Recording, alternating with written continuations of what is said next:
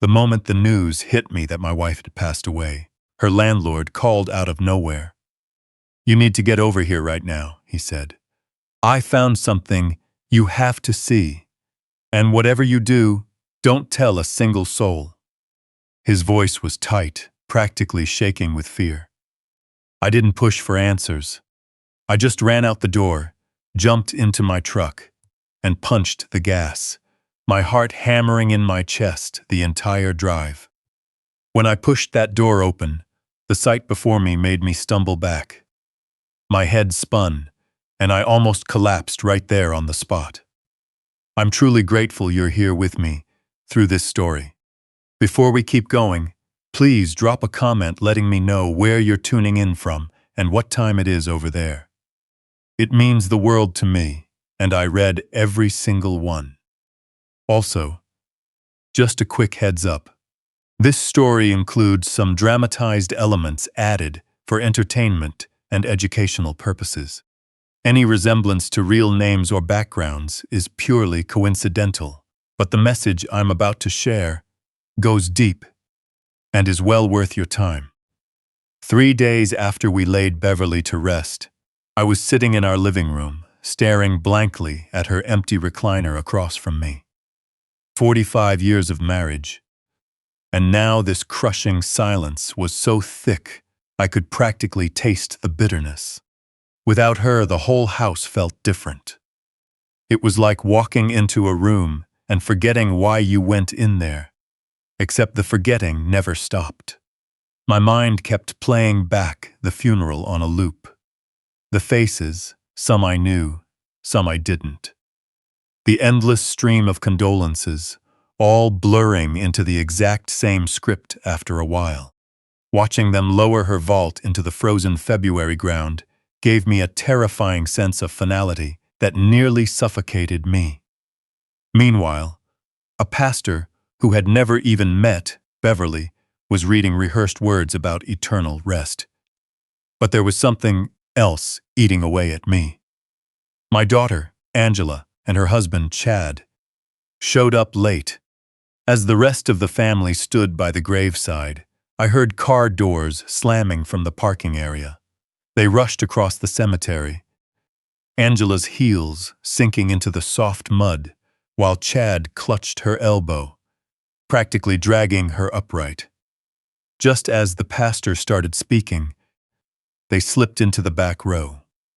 During my eulogy, I looked out over the crowd and caught Angela's eye. She looked away instantly, dabbing at dry eyelids with a tissue. Chad stood beside her like a wooden board, his jaw clenched so tight. I could see the muscle twitching from 20 feet away. He wasn't crying. He didn't even seem to be listening. He just stared at the casket with a look I couldn't quite figure out. At the reception afterward, they didn't even stick around for an hour. "Dad needs his rest," Angela claimed, even though I never said anything of the sort. What I actually needed was my family around me. I needed to not feel like a hollowed-out shell filled with echoes. But before I could even finish a second cup of coffee, they were gone. My son-in-law practically ushering Angela out the door. Now it was day 3, and I still hadn't heard a word from them. No calls, no texts, nothing. The phone rang, shattering the dead silence of the house. I almost let it go to voicemail. I wasn't ready to listen to another neighbor tell me how sorry they were, or that Beverly was in a better place, as if anyone actually knows where that is. In the end, I picked it up out of old habit. "Mr. Sterling," the voice on the line was familiar but stiff. It was Edward Collins, our landlord. For the past decade, we had operated Sterling Antiques out of the space we rented in his building. "I'm sorry to bother you, but I found something extremely urgent that Beverly left with me before she passed." My pulse spiked. "Found what?" "I can't say over the phone." Edward kept his voice down to a near whisper. "You need to come to my office upstairs from the antique shop. Can you make it right now?" Edward, I really don't think I have the energy. Mr. Sterling, please. Something in his voice cut straight through the fog of my grief. Panic, maybe urgency. And sir, do not tell Angela or Chad that you're coming. I sat up straight. Why shouldn't I tell them? Because Beverly made me swear on it, she said. He paused, and I heard him take a shaky breath. She said, your life might depend on it. The line went dead. I sat there, holding the receiver, my heart pounding against my ribs. At 72 years old, I could still feel the adrenaline surge through my system, taking me right back to 50 years ago, in Vietnam, when someone shouted, "Incoming! This could be a setup." A clever scam meant to target a grieving widower. At my age, I wasn't that young soldier anymore. My knees popped when I stood up, and climbing stairs left me winded. If someone wanted to do me harm, now was the absolute best time. Yet Edward had brought up Beverly, claiming she left something behind for him. And that phrase, "Your life might depend on it," wasn't something to throw around lightly. If there was even the slimmest chance it was true, I had to find out. I forced myself up from the chair, my joints protesting with every inch. I scanned the living room one last time. Beverly's reading glasses still rested on the side table by her chair. Her book, a mystery novel about a train heist, lay open to where she had left off. A book she'd never get to finish. No. I shook my head. She was gone. I watched them close the casket, watched them lower it down, and I even tossed a handful of frozen dirt onto the polished wood, listening to it land with a sound like dry bones. Still, I grabbed my coat. Steeping outside, the afternoon air hit my face like a slap, cold enough to burn my lungs. A gray sky looked ready to dump snow on us. I fumbled for my keys, my hands shaking from something that wasn't entirely the cold. If it was a trap, so be it. I was a veteran. I had faced things far worse than whatever was waiting inside the Collins building. But if it wasn't, if Beverly really had left something for me, a note, an explanation, or a goodbye I never got at the hospital, I owed it to her memory to get answers. I climbed into the cab and turned the key. As I pulled out of the driveway toward downtown, I had no idea that everything I thought I knew about my wife's passing was about to be blown wide open. And the man I was 3 days ago, the widower getting ready to quietly fade away, was about to step right back into the fight. 20 minutes later, I stood at the bottom of the narrow stairs behind the Collins building. The steps looked steeper than I remembered, or maybe time was just catching up with me. I took hold of the wooden railing, my grip tightening out of sheer nerves as much as old age. Every instinct forged in the jungles of Vietnam half a century ago was screaming at me that something was terribly off.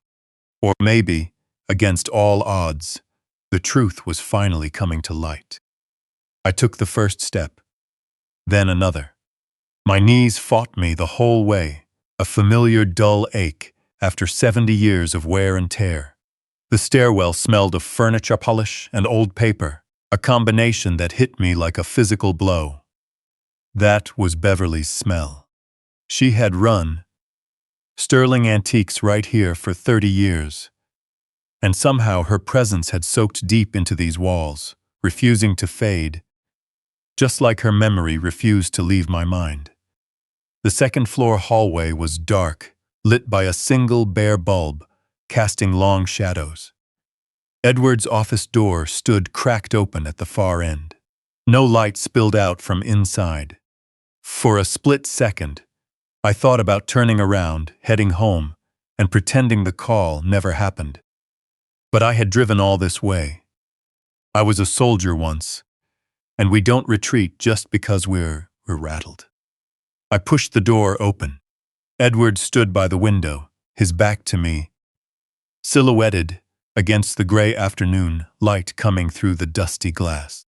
When he turned around, I caught a look on his face I had never seen before. It wasn't pure fear, nor was it excitement. It was somewhere right in the middle, and it sent my pulse soaring. "Mr. Sterling," he said quietly, "thank you for coming."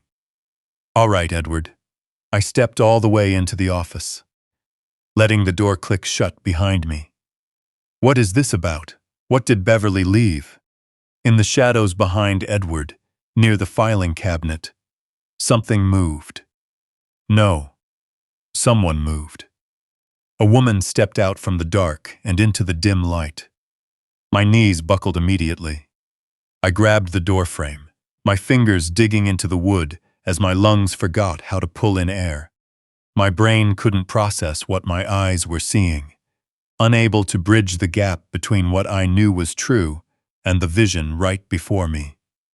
Beverly, my wife, alive, standing barely 3 feet away, looking as though she had just stepped out to run an errand and returned with groceries. "Douglas," she whispered. Her voice shattered something locked deep in my chest. Tears came. God, I hadn't cried at the funeral. I hadn't let myself. But now they flooded out hot and fast, blurring my vision. She was crying too. Tears I had seen 1,000 times over 45 years. Happy tears, sad tears, angry tears. I knew every version of them, and right now, all those emotions were tangled up together. I don't remember crossing the room. 1 second, I was frozen in the doorway, my heart hammering against my ribs, and the next, I was holding her tight. She was so solid, so real, so warm. I felt her heart beating against my chest, the steady rhythm I had fallen asleep to for decades. I felt the heat of her breath on my neck. I felt her hands clutching the back of my shirt, like she was terrified I'd vanish if she let go. She was real. She was alive. How? The word forced its way out of my throat, broken and weak. I pulled back just enough to see her face, to touch her cheek. To prove to myself this wasn't some cruel trick played by a mind broken by grief. I watched them lower the casket. I threw earth onto it. Everyone was at the funeral. How could? She framed my face with her hands. Those hands. The ones I held on our wedding day. The ones I held when Angela was born. And again 2 years later, when our son, Nicholas, came into the world. Hands I had held countless times over 45 years, in hospital waiting rooms, at the kitchen table, across booth seating in diners. Hands I thought I'd never hold again. I had to disappear, Douglas. Her voice held steady now, carrying a fierce edge I had almost forgotten she possessed. They were going to end my life, just like they ended Nicholas's. The room seemed to tilt. What? I couldn't make sense of the words. I knew the language, but the meaning refused to settle in my mind. Nicholas. No, the police said, and our son didn't take his own life. Beverly's gaze locked onto mine, and something in her eyes made my blood run cold. Certainty, absolute, unshakable certainty. Nicholas was brought to an untimely end, and I have the proof. She stepped back from me, a move that hurt, the loss of contact, feeling like skin being peeled away, and walked to Edward's desk. She picked up something I hadn't noticed earlier. A leather-bound journal, its edges worn down, with handwriting on the cover I'd recognize anywhere. Nicholas's handwriting. That neat, precise print I taught him when he started keeping field journals at 12 years old. Keep thorough records, son. I had told him back then. Someday, your life might depend on someone else being able to read what you wrote. Dear Lord. His life really had depended on it. Chad brought an end to Nicholas. Beverly said, every word landing like a heavy blow. My son-in-law. The man who married my daughter 7 years ago. The man who stood at Nicholas's memorial, dabbing his eyes with a handkerchief. That Chad? No. I shook my head. That Chad couldn't. He did. Beverly's voice was like hardened steel. And then he set his sights on me, but I caught on at the very last second. She walked back to me, holding that journal, treating it like something both precious and terrifying. Edward stayed quiet by the window, keeping his distance to give us space. This belonged to Nicholas, Beverly whispered. He kept it hidden. It logs everything he uncovered, everything Chad was up to. She looked up at me, and I saw 45 years of marriage in her eyes. All the trust, all the love, all the unspoken understanding that had pulled us through raising kids, burying parents, and building a life together. Douglas, I need you to read this. I need you to know the truth about what happened to our son. She pressed the journal into my hands. My fingers closed around it automatically, taking in the worn leather and its weight. I looked down at Nicholas's handwriting on the cover. His name, the dates, and underneath, in smaller print, the truth. I stood in Edward Collins's dusty office, holding my late son's journal, staring at the wife I thought was gone forever, feeling like the last 3 days, no, the last 2 cursed years, had been shattered like glass. Everything I believed about Nicholas's passing, everything I grieved for, everything I accepted as fact, was a total lie. I couldn't tear my eyes away from Nicholas's handwriting. Words written by my son in his final weeks. The difference between a self-inflicted end and foul play hit me now with a weight that left my chest aching. Beverly guided me to a chair. I didn't even realize my legs were shaking until I sat down. Edward walked quietly to the door and turned the lock. The click resonated in the small room. "Read it," Beverly said softly, "and then I'll explain everything." With trembling hands, I opened the journal. The pages were filled with Nicholas's neat print, structured just like I taught him as a boy. A soldier keeps good records, I used to tell him. Facts matter. Details save lives. He had remembered. Week 1. Noticed discrepancies in the Sterling manufacturing accounts. $12,000 missing from the quarterly report. Week 3. Tracked the funds moving into Chad's personal account. He's been taking money for at least 2 years. The deposits match the company's losses line for line. Week 6. Confirmed total missing is $287,000. Found gambling receipts in Chad's desk drawer when I visited their house. Heavy losses. He has a massive gambling problem. My vision blurred. I blinked hard and kept reading. Week 8. Confronted Chad at his office today. Gave him 48 hours to come clean to Dad and replace the money. He begged for more time. Said he owes money to someone dangerous. Broke down crying.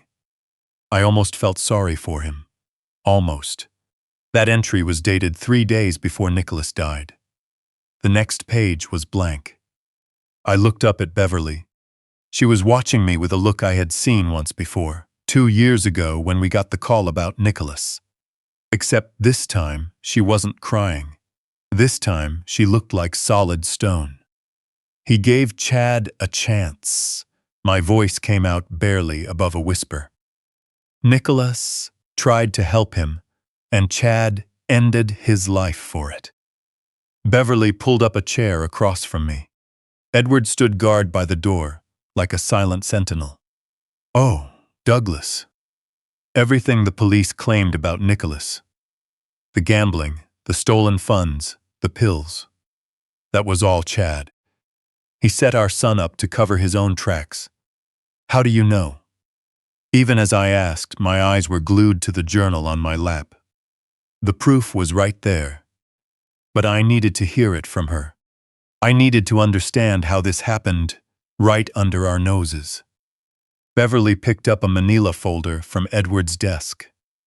6 months ago, I got hold of this journal from Nicholas's old landlord when they finally cleared out his storage unit.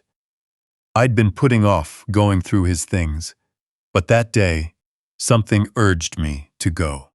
She opened the folder, revealing photos, bank statements, and copies of gambling receipts, all bearing Chad's name.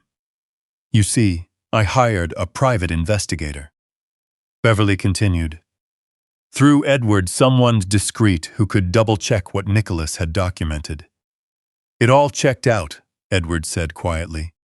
Chad took $287,000 over 27 months. He owed $300,000 to a loan shark named Anthony Duca, who runs illegal operations out of Chicago. Anthony Duca. I filed that name away in my mind, adding him to the growing list connected to my son's tragic end. The investigator pieced together what happened that night. Beverly's voice remained steady, but I could catch the slight tremor. Underneath, I realized she had rehearsed this. While I was home grieving, unaware she was alive, she had gone over this again and again. Chad went over to Nicholas's apartment with a bottle of expensive wine, a Cabernet Nicholas loved. They talked. Chad convinced him to share a drink while they worked things out. The wine was laced, I said. It wasn't a question.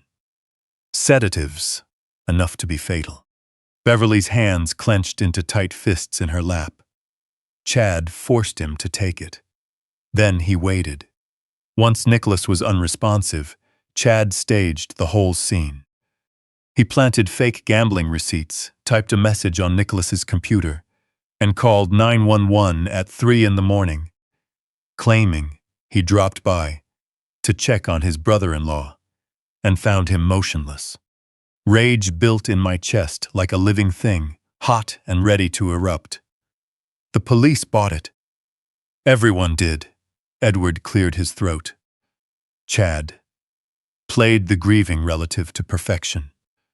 And with the forged evidence pointing to Nicholas being a thief and a gambler, authorities closed it as a self-inflicted case, open and shut. I believed it too. The words tasted like ash in my mouth. I thought my son was a thief. I thought he was weak enough to... I couldn't bring myself to finish the sentence. Beverly reached across the space between our chairs and took my hand. Chad counted on that. He destroyed Nicholas's good name to cover his own skin, and he got away with it until I found the journal. Why didn't you come to me right away? The question came out sharper than I intended. 6 months, Beverly. You knew for 6 months. Her expression shifted to guilt, regret, and a look that resembled shame. Because I made a mistake. I confronted Chad myself. I thought... She let out a dry laugh. I thought I could reason with him, get him to confess, maybe even turn himself in. Good Lord, Beverly. I know, she held up a hand. I know how foolish that sounds now, but I wasn't thinking clearly. The man who harmed our son was married to our daughter. I thought if I could make him see reason, maybe I could spare Angela from the fallout. Chad took Nicholas's life, and you thought you could talk him into a confession? My voice rose. Oh, I was wrong. Beverly's voice cracked. 2 weeks ago, I overheard him on the phone in his study. He didn't know I was in the hall. He told whoever was on the line, the old woman knows too much. Just like Nicholas did. We'll handle her the exact same way. Silence fell over the room, filled only by the sound of my heavy breathing. He tried to eliminate you, I said. He put something in my afternoon tea. I watched him do it. The reflection in the kitchen window gave him away. Beverly's voice grew calm again. I'd been watching him for days by then, waiting for him to make a slip. Edward and I had already worked out a strategy with Dr. James Peterson. James Peterson. I knew the name, a cardiologist and an old friend from medical school. I called him and laid out the whole situation. He agreed to help me stage my passing, Beverly explained. Edward chimed in. The substance Chad used was meant to trigger symptoms resembling a natural cardiac event. Fast-acting and tough to pick up on standard screenings. He was thorough. But I was ready, Beverly said. I swapped my cup for one containing a specialized sedative, Doctor. Peterson provided. It created a state so close to being gone that it fooled the first responders and the initial checks. James signed off on the paperwork himself. I stared at my wife. The woman I had been married to for 45 years. The woman I thought I knew inside and out. She had staged her own passing, orchestrating a complex plan, while I mourned her in deep pain for 3 full days, while she hid right here in Edward Collins's office. So now, you had me put an empty vault in the ground, I said. I covered for you so you could stay safe. Fire lit up her eyes. If Chad knew I was still around, he'd try again. And he'd make sure he didn't miss. This way, he thinks he won. He thinks he got away with taking our son and his mother-in-law. I bolted up from my seat. The chair scraped back with a harsh screech. I'm going to put an end to him. No. Beverly stood up too, grabbing my arm with surprising strength. That's right where he wants you. You go after him. He'll claim self-defense and play the victim all over again. We have to be smarter than that. Smarter? I could barely keep my voice under control. He took our son. He tried to take you. How much smarter do we need to be? Smart enough to catch him making a full confession, Beverly said. Recorded evidence that will stand up in court and clear Nicholas's name once and for all. She walked over to Edward's desk and picked up a small digital recorder, no bigger than a pack of cards. Edward pulled a lapel microphone from a drawer. Beverly slid both devices across the desk toward me. Are you ready for this fight, Douglas? I looked at the devices, then at my wife. My living, breathing, fierce wife, who had outsmarted a killer, survived a trap, and was fighting to get justice for our son. I felt something click back into place deep down inside. Something I hadn't felt since Vietnam. Not since the last time someone asked me if I was ready for combat. Lay out the plan. Over the next 3 hours, we turned Edward's cramped office into a command center. Outside, the sun dipped below the horizon, casting longs across asphalt shallows across the desk, where we had laid out Nicholas's journal, legal documents, and monitoring equipment. A familiar feeling washed over me. Something dormant for decades since my last deployment. A clear, sharp sense of purpose. Here's how we handle this. I stood over Edward's desk, feeling like I was back in a command tent planning a reconnaissance mission. The old instincts hadn't left. They had just been waiting. We need 3 things: an opportunity, solid evidence, and an exit strategy. Beverly watched me from her chair. A look on her face I recognized from our younger days, a mix of pride and worry. The same look she gave me when I re-enlisted for my second tour. Knowing she couldn't stop me, even if a part of her wanted to. The opportunity. I took a legal pad from Edward and began outlining. Is attorney Jeffrey Matthews. Edward, you know him, right? He handled the lease papers for Sterling Antiques. Solid guy, Edward confirmed. Discreet and trustworthy. Perfect. You have him come by my place tomorrow afternoon. He'll present a modified will, pretending it's Beverly's final request. I sketched out the main structure on paper. A $2.5 million trust, set up in my name, but with a specific catch. A competency clause. A competency clause? Edward leaned in. If I'm declared mentally unfit by a licensed medical professional within 6 months, the trust locks up for 10 years.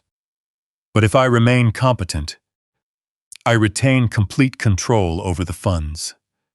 I turned to Beverly. Chad will see money, a massive sum.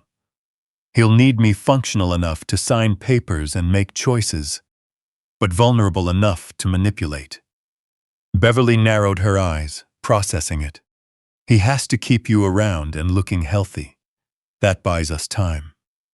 Exactly. I move to the next point on my mental list. While he plays the devoted son-in-law, I'll gather the evidence. These recording devices. I held up the gear Beverly had provided. I'll place them throughout the house myself. The bedroom, living room, kitchen, old tradecraft from my service days, tucked into vents, under furniture, places Chad would never think to check. That covers the evidence, Edward noted. What about the exit strategy? A signal. I pulled out my phone, an old flip model I refused to swap out. If things go sideways, if I'm in real danger, I send you a specific text. Beverly's roses need watering. That's your cue to contact Detective Richard Anderson right away. Anderson? Beverly frowned. The detective who handled Nicholas's case? That's him. He was the only one who seemed skeptical about the initial ruling. He called me twice after they closed the file, asking if I was sure Nicholas seemed depressed. I looked back on those conversations with fresh perspective. Anderson's gut had been right. He suspected foul play, but lacked proof. When the time comes, he'll listen to what we have. Edward noted it down. I'll keep my phone on around the clock. Direct line to Anderson set up. I'll send it to you. I turned to Beverly. That brings us to the hardest part of this plan. You have downstream business to handle with Edward, which means hiding out right here. Zero contact with anyone outside this room. Douglas, if Chad finds out you're alive, we lose everything. I kept my tone firm. He'll run. Or worse, he'll come after both of us, out of sheer desperation. Right now, he thinks he won. He thinks he's home free. That's our edge. Beverly stood up and stepped toward me.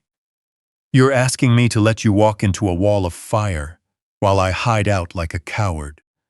I'm asking you to trust me. I took her hands. I was a soldier once. This is what I was trained for. Infiltration, collecting intel, knowing when to strike. I gave her fingers a gentle squeeze. Can you trust me to handle this? She held my gaze for a long moment. 45 years of marriage meant she could read me like an open book. Every dodge, every bluff, every single truth. You're not just doing this for justice, she said softly. You want payback. I didn't try to deny it. I'm doing this for Nicholas, and for you, and for every single day I was forced to believe our son was capable of something so disgraceful. My voice rasped.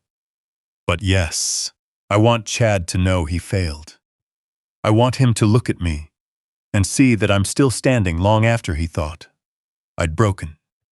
Beverly pulled me into a tight embrace, her head tucking right under my chin, exactly as it had for decades. Be careful out there. I just got you back. I can't bear losing you for real.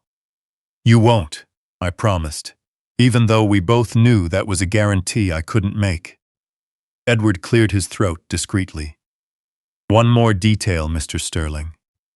This prepaid phone. He pulled a basic cell from his desk drawer. It's completely untraceable. Beverly and I are the only ones with this number. Text us with updates. Don't call unless it's a genuine emergency. If Chad goes through your regular phone, he won't spot anything out of the ordinary. I took the burner, feeling its cold, solid weight in my palm.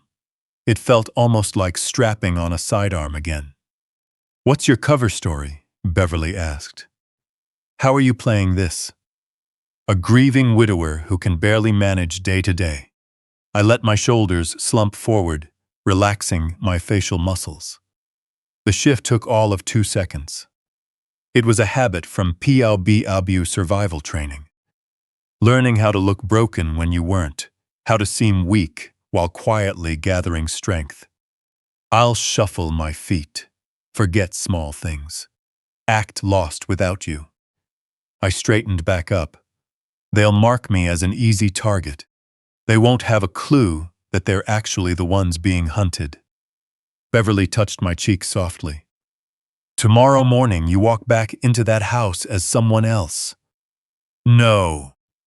I caught her hand, holding it against my face. "Tomorrow, I go back as the man I've always been. A soldier, a father, and a husband who will never let the person who harmed his family walk free. Free." We sealed the plan with a long kiss. A part of me worried it might be our last.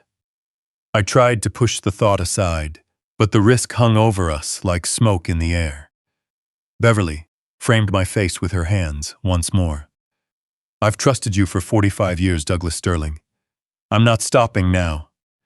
I stepped out of Edward's office right as the clock struck 9. The streets were deserted, and the cold February air cut right through my coat. Come morning, I'd drive back to the house. The home where Beverly and I spent 30 years together. The same home where Chad and Angela had likely made themselves comfortable, thinking they were in complete control. Tomorrow, I'd step through that front door and take on the most important role of my life. The frail old man, the broken widower, the helpless target. They thought they had won. They thought I was just a 72-year-old man with bad knees and a fading memory. They had no idea what was coming for them. The next morning, I took the drive home slowly, running through every detail in my head. Every turn of the steering wheel felt like a step toward my own funeral. The Douglas Sterling they knew. The man who laid his wife to rest 3 days ago. The man dragging himself through a haze of grief was about to take center stage. Or at least, that was the act they needed to buy. When I pulled into the driveway, Angela's car was already parked there. My brow furrowed. For real this time, not for the act. I hadn't invited her to stay. I parked, then forced myself to shuffle toward the front door with slouched shoulders and uncertain steps, playing the part of a broken old man carrying heavy grief. Before I could even touch the handle, the door swung open. "Dad." Angela rushed out and wrapped her arms around me. Her perfume hit me like a wall, overpoweringly sweet, as if she had doused herself in it. "We were so worried about you. Where have you been?" Over her shoulder, I spotted Chad standing in my living room, in my house. He offered a carefully tailored smile, the picture of a supportive son-in-law, a concerned family member. But his eyes gave him away. They were cold, calculating, and full of assessment. "I just drove around for a bit," I muttered vaguely, keeping my voice faint. Needed to clear my head. Needed to clear my head. "You shouldn't be on your own right now, Dad," Chad said, stepping forward with a voice smooth as grease. "Angela and I talked it over. We're staying here for a while to help you handle things." I blinked slowly, acting as though processing. His words took a massive effort. Deep inside, every alarm bell honed in Vietnam was ringing loud and clear. They had moved in already. It was happening even faster than I anticipated. "Well, I appreciate that," I managed to say. The doorbell rang. Perfect timing. Attorney Jeffrey Matthews stood on the porch, holding a briefcase with an appropriately solemn expression. "Mr. Sterling, my deepest condolences once again. May I come in?" We need to go over Beverly's estate plan. I showed everyone into the dining room. Matthews played his part flawlessly. Professional, respectful, and tight-lipped. He opened his briefcase with the ease of someone who had done this 1,000 times. Beverly finalized her arrangements before her passing. Matthews began, pulling out the documents. Mr. Sterling, she consolidated her entire estate into a $2.5 million trust, naming you as the sole beneficiary. My eyes remained on the paperwork, but my focus stayed pinned on Chad. In my peripheral vision, I caught his eyes widening ever so slightly. A flicker of emotion crossed his face before he quickly pulled his sympathetic mask back over it, but I saw it. Pure, unadulterated greed. However, Matthews continued, and I noticed Chad leaning forward imperceptibly. There is a competency clause. Beverly wanted to ensure these assets were properly safeguarded. If a licensed medical professional determines you are mentally unfit within the next 6 months, the trust will be locked in a holding state for 10 years. But if you remain fit, you retain total control. Fit, I repeated, letting the word awkwardly hang in the air. Yes, I understand, Chad chimed in, trying to sound offhanded. What exactly defines competent here? The ability to handle daily affairs, make informed choices, and comprehend financial matters. Matthews rattled off the criteria like a textbook. Standard evaluation protocol. Beverly wanted to shield Douglas from any potential exploitation. A muscle in Chad's jaw twitched, a quick movement that most people would have missed completely. Had Beverly suspected him way back then? Or was Matthews just improvising so well that he managed to slide that final line right between Chad's ribs? After 20 more minutes of reviewing legal details, Matthews packed up his papers. Mr. Sterling, I'll check back in with you next week. Please take care of yourself. Once he stepped out, I saw Chad's mask slip for maybe half a second. His gaze followed the lawyer's car down the driveway, revealing the predator hiding beneath the concerned family man act. He was weighing the odds, calculating my vulnerabilities, and planning his next move. $2.5 million. One old man. 6 months. He thought he'd hit the jackpot. He had no clue he was walking straight into the trap. I'd spent 3 hours setting the night before. Dad, you really need to rest, Angela said, her voice tight with an emotion I couldn't quite pin down. Was it guilt, fear, or a mix of both? Yeah, I played along, letting a tremor seep into my voice. I am pretty exhausted. I retreated to my bedroom, leaving them downstairs. Through the floor vent, I could hear their voices, muffled, but clear enough. Good. If I could hear them now, the recording gear I planned to place tomorrow would catch every single word. That night, I lay awake in bed, listening to the hushed arguments coming through the wall from the guest room. I pressed my ear against the drywall, keeping my breathing as quiet as possible. 3 days. Chad's voice was low and urgent. That's our window to get him to sign the power of attorney. After that, things with Duca get real ugly. Angela muttered something back, too faint to make out. I don't care. Chad's voice spiked before dropping back down. We're way too close to blow this now. Do you get it? We are so close. I pulled back from the wall and reached under my pillow for the prepaid phone. I typed a quick text to Edward. They're in the house. 3-day timeline. The act worked. His reply came through seconds later. Stay safe. Beverly's worried sick, but she believes in you. I wrote back. Tell her I love her and that I'm taking ground. I slipped the phone away and stared at the ceiling. 3 days until Chad made his move. 3 days to stay alive and collect what I needed. The recording equipment was still stowed in my truck's trunk. Tomorrow morning, while they thought I was just wandering around aimlessly, I'd get those devices in place. The trap was set, the bait was laid out. Now I just had to survive long enough to spring it. Through the wall, I heard Chad pacing back and forth in the guest room. Back and forth, like a trapped animal running out of time. Good. Let him sweat. Let him make mistakes. Every slip he made brought me one step closer to getting justice for Nicholas, and one step closer to putting the man who tried to harm Beverly right where he belonged. When I woke up the next morning, I found my bedroom door locked from the outside. At first, I thought the latch was just stuck. I jiggled the handle once, twice. The lock clicked uselessly, echoing in the quiet house. This was day one of being a prisoner in my own home. Chad's voice came through the paneling, dripping with feigned concern. "Sorry about this, Dad. It's for your own good. You were wandering around last night.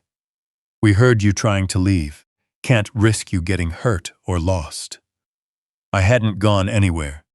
I'd spent the whole night in bed, listening to their hushed bickering through the wall. But I kept quiet, resting my palm against the wood and feeling the barrier between us. An hour later, breakfast arrived, stale bread and room temperature water. Hardly enough to keep a man my size going, but just enough to avoid looking like outright starvation. I recognized the playbook instantly. Isolate, deprive, and wear down the target. What they didn't account for was my training. I'd made it through PWDU survival courses in the service. I knew how to hold out. On day one, I treated the room like a cell during a 68 training exercise. A floorboard near the radiator was loose, giving off a distinct creak when I stepped on it. I pried it up carefully, finding a hollow space about 6 inches deep underneath. The perfect spot to hide the recording gears I had sneaked in using my jacket pocket yesterday. The window could open, though it was a 15-foot drop to the garden below. I checked the latch. It worked. An emergency exit if things went completely sideways. With enough leverage, the iron pipe running to the radiator could be detached. Heavy cast iron makes a decent weapon if push comes to shove. I wasn't defenseless. I was turning this room into a battlefield. Angela brought up lunch. More dry bread, more water. Her hands shook as she set the tray on the nightstand. She couldn't meet my eyes, keeping her gaze glued to the floor. "Angela," I called softly, keeping my voice frail and confused. She flinched as if I'd shouted at her. "I'm sorry, Dad. Chad says it's just until you're feeling better." Better. I let the word hang between us. She offered no reply and practically fled the room. Once she was gone, I turned on the recording device and slid it beneath the loose floorboard. From here on, any conversation outside my door would be captured. Every word, every threat, every confession. Day 2 brought the exact same routine. Minimal food, water, and isolation. But I managed to text Edward from the burner, locked in the bedroom, proceeding as planned. "Don't worry, Beverly." His response was quick. "She's sick with worry. Hang in there." I messaged back, "Tell her I love her and that I'm taking ground." The reality was getting tougher. My body was feeling the strain of the reduced rations, my joints aching worse than usual. A hollow pit settled in my stomach. But I'd dealt with hunger and discomfort before. Compared to being pinned down outside Da Nang for 3 days, without rations and nothing but muddy stream water, this was nothing I couldn't handle. Around 11:00 p.m. that night, footsteps stopped outside my door. Heavy, unsteady ones. Chad had been drinking. The smell of whiskey seeped through the crack. "You know what your problem is?" His voice came through slurred and full of anger. He was talking to himself, or maybe to me. It was hard to tell. All of you think you're so special. Nicholas, with his self-righteous attitude. Beverly and her constant digging. And you, with your whole decorated war hero routine. I stayed still, holding my breath. The recording device was catching every bit of it. They just didn't get it. Chad's voice rose, then dropped again, as if he suddenly remembered where he was. Anthony Duca doesn't just let debts slide. He ruins people. I did what I had to do. Nicholas was going to blow everything up. He was always in my way, just like the two of you. Always in my way. There it was, a partial admission. Not enough for a full murder conviction on its own, not yet. But it proved Beverly was right about everything.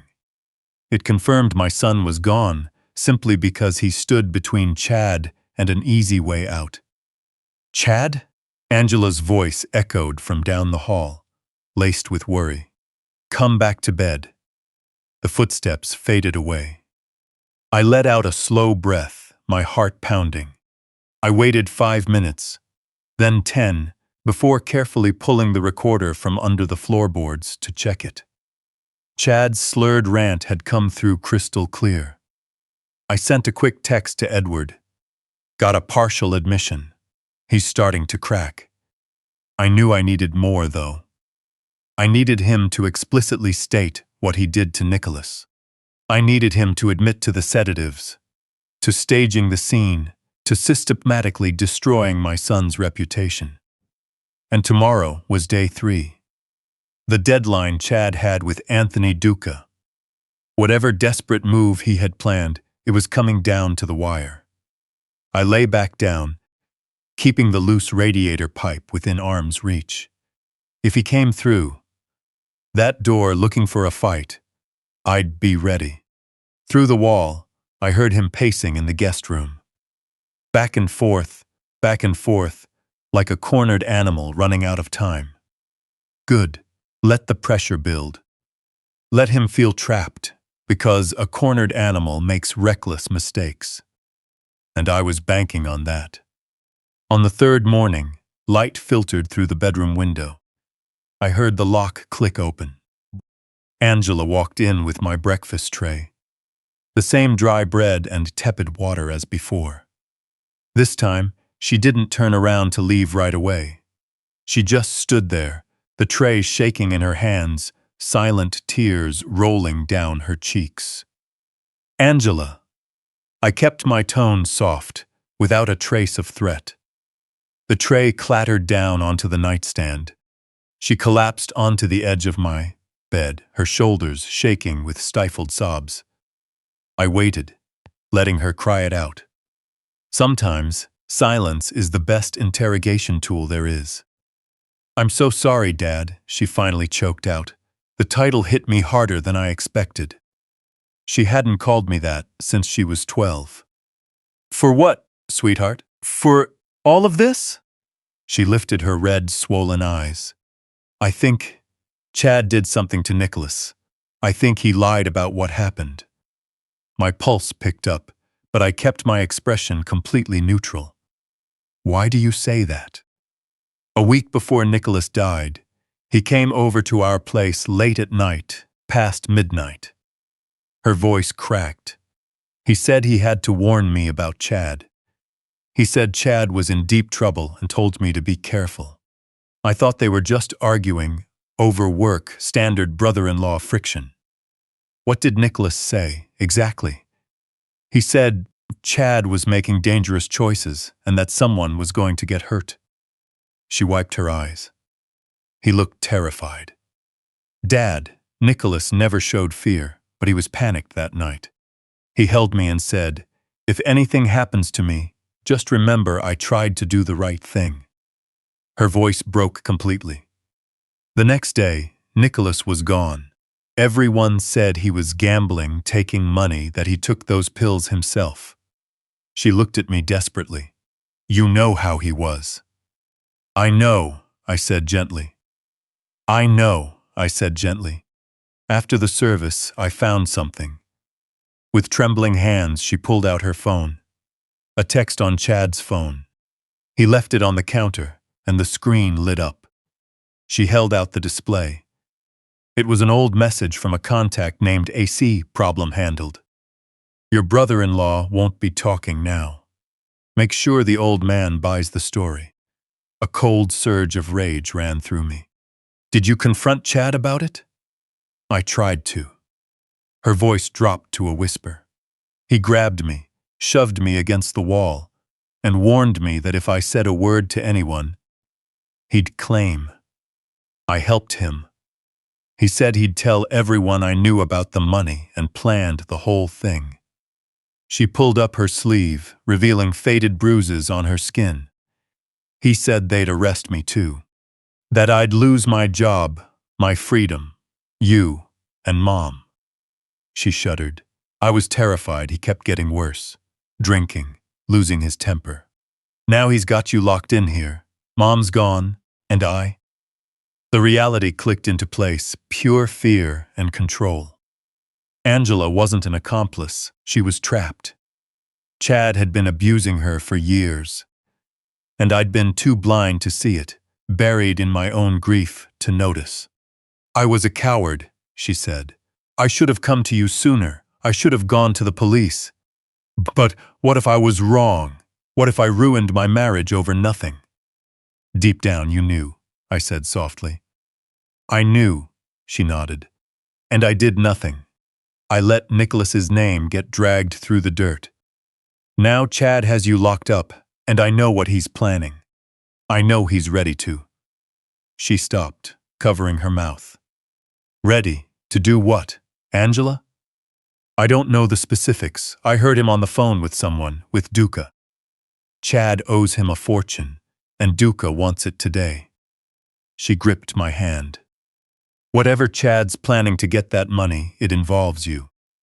And I don't think he plans on letting you survive it. This was the turning point. Push too hard and I'd lose her, or plant a seed and let it take root. Angela, listen to me closely. It's not too late to make this right. How? She let out a bitter laugh. He'll ruin me. Nicholas, Mom, and you're next. If I try to stop him, he'll come after me after you. Not if we stop him first. She stared at me, hope battling fear in her eyes. You believe me? I believe you. Angela. Chad's voice roared from downstairs. She jumped, wiped her eyes, and stepped back. If he suspects anything, Angela.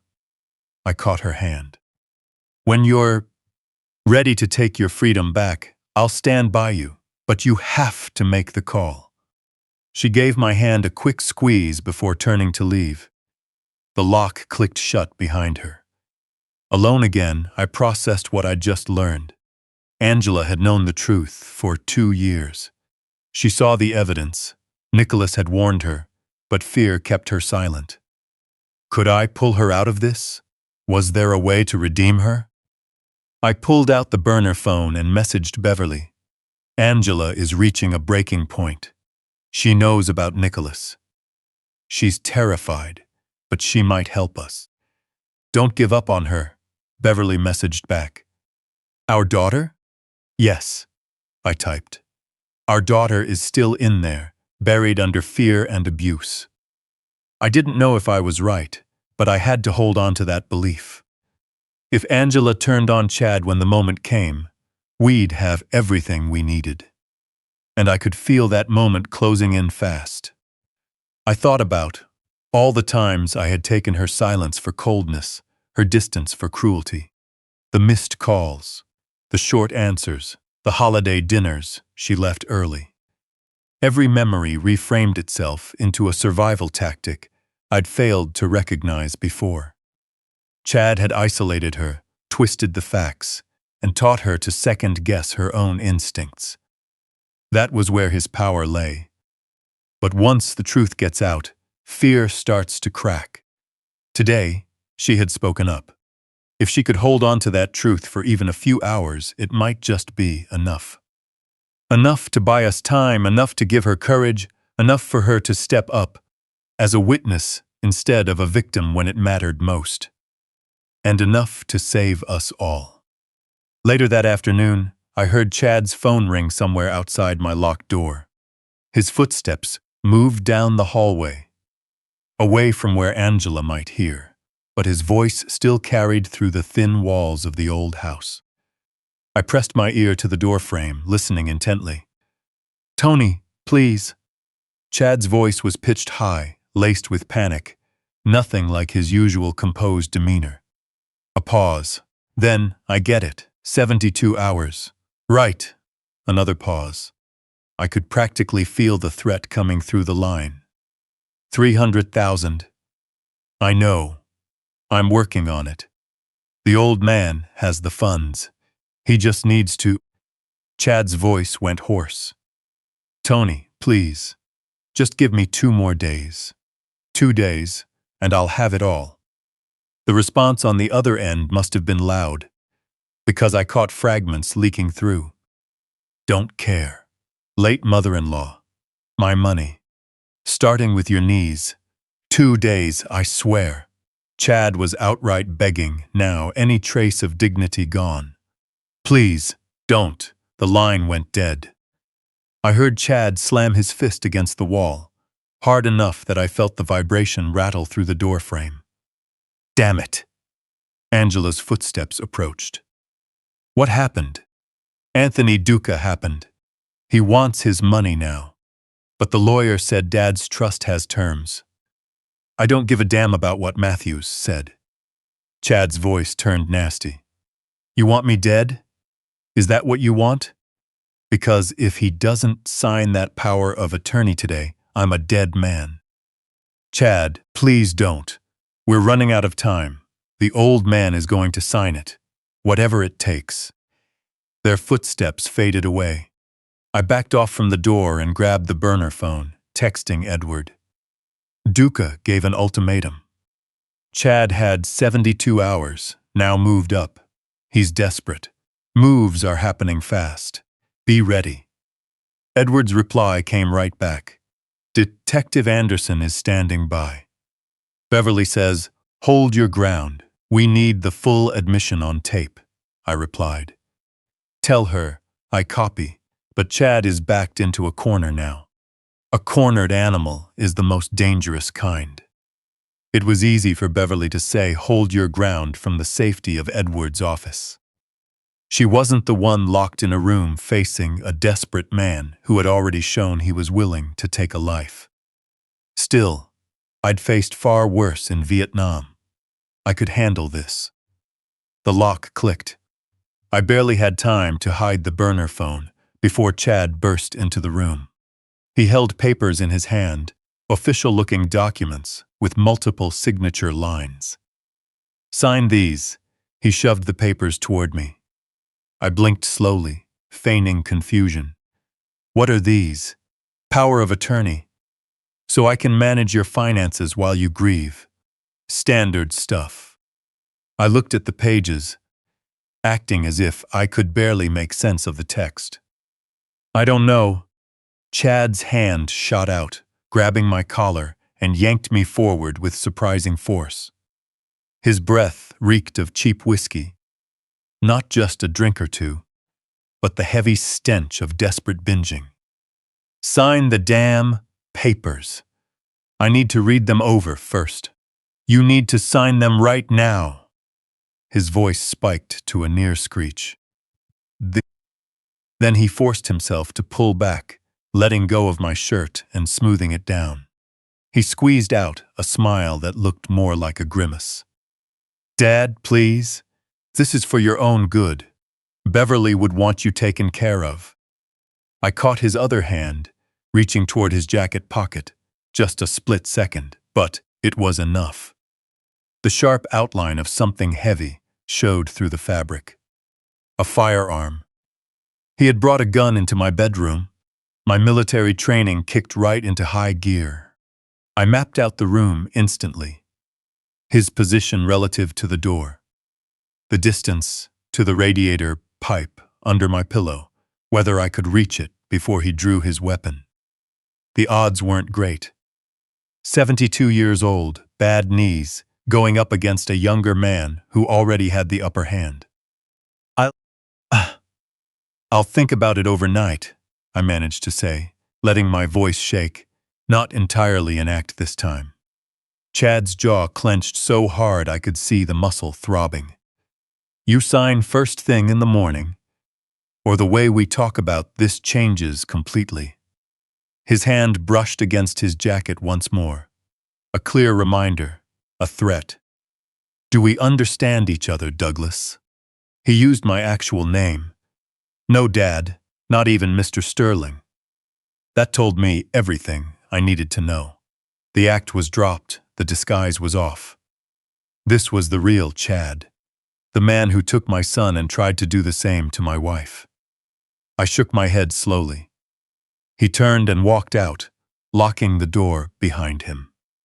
I heard him downstairs, barking orders at Angela. First thing tomorrow morning, make sure he's ready. I picked up the burner phone, my hands shaking. And this time, it wasn't an act either. I typed out a text to Edward.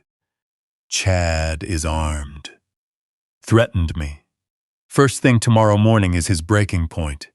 If I don't sign, I believe he'll resort to violence. Beverly's response came back instantly through Edward. Get out of there. Leave through the window right now. I looked over at the window, then back at the recording gear, hidden beneath the floorboard. I was so close. Chad was unraveling. One more push, and he'd give up everything. Not just those slurred, disjointed fragments from his night of drinking, but a complete confession of what he did to Nicholas. I messaged back. Not yet. I need the full confession. I need justice for Nicholas. Douglas. No! I powered off the phone. Tomorrow morning, this would all be over. One way or another, Chad was either going to admit to Nicholas's murder on tape, or, well, I still had the radiator pipe. And if 50 years ago in Vietnam taught me anything, it was that sometimes survival comes down to who is more willing to do what has to be done. I set the iron pipe within easy reach and settled in to wait for dawn. Through the wall, I heard Chad pacing again, faster this time, more erratic. The 72-hour clock was ticking inside his head, and I could hear it driving him straight toward the edge. Good. Let him pace. Let him panic. Because when tomorrow morning comes, one of us is getting broken. And it sure as hell isn't going to be me. I didn't sleep that night. I sat up in bed, back pressed against the headboard, staring at the door. The radiator pipe lay across my lap. Cold, heavy iron that could crack a skull if things came down to it. Every tiny noise made my heart leap. The creak of the floorboards, the furnace kicking on, the wind rattling the window glass. At 72, I wasn't sure I could physically overpower a younger man with a gun. But I'd die fighting before I gave up without a strike. Dawn dragged itself in. Pale gray light seeped through the window. I heard movement downstairs, muffled sounds, plates clattering. Then footsteps on the stairs. The lock clicked open. Angela walked in carrying a breakfast tray. It was strange, considering it was barely 8 a.m. Usually, they didn't bring food until 9 or 10, all part of their attempt to wear me down. Special breakfast, she said, keeping her eyes fixed on the floor. Chad insisted. I looked at the tray. Scrambled eggs, toasted bread, orange juice. But something was off. The eggs had a weird sheen to them, like oil floating on water. One side of the toast was noticeably darker than the other, as if it had been burned and scraped clean. The orange juice looked cloudier than usual, with a faint layer of sediment settled at the bottom. My military training kicked in automatically. In hostile territory, always check your rations. That's very kind, I said slowly. My stomach's been acting up, though. All this stress.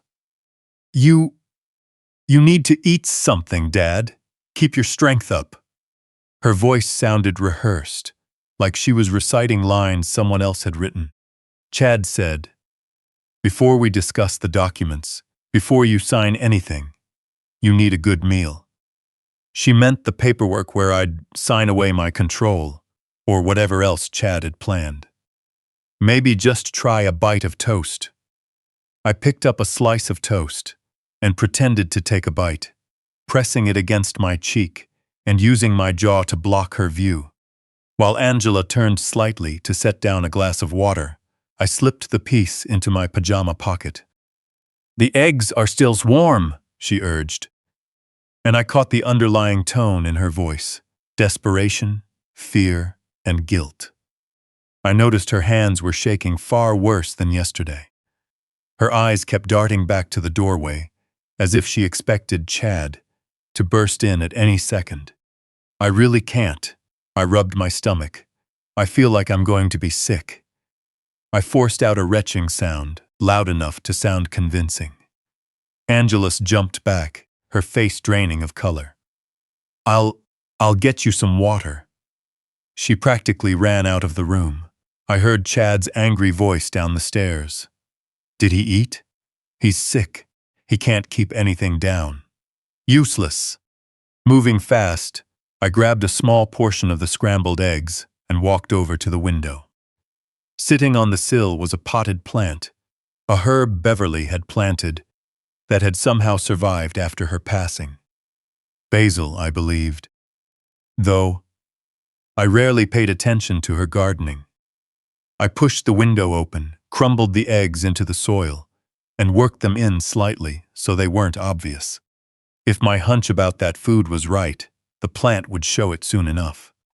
Then, moving as quickly as I could, I wrapped the toast in a tissue from the nightstand and hid it under the mattress. If I made it through this alive, that was evidence. The rest of the day passed in a heavy, suffocating silence. They brought up lunch, and I claimed my stomach was getting worse. By dinner, I told them I couldn't keep a thing down. Each time, I watched Chad's frustration boil closer to the surface. His jaw stayed set, his hands clenching into fists, but he couldn't force-feed me without giving the whole game away. Later, after darkness fell, I used the flashlight on the burner phone to check the plant on the sill. The edges of the leaves had turned brown, shriveling up and dying. I took pictures fast, my hands starting to tremble now too. Whatever they had put in that breakfast was lethal. They were trying to stage another natural cardiac event. An old man whose heart gave out under grief and stress. No one would ask questions. Chad would walk away with the money, clear of suspicion. Just like he tried to do with Beverly. Just like he successfully did with Nicholas. I sent the photos straight to Edward. Attempted poison in the food. Captured photo evidence. Plant died within 12 hours. His reply hit my screen seconds later. Beverly says, "Tomorrow is the final showdown.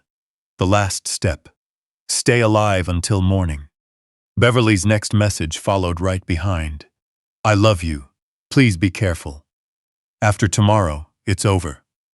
I typed back, "I love you too.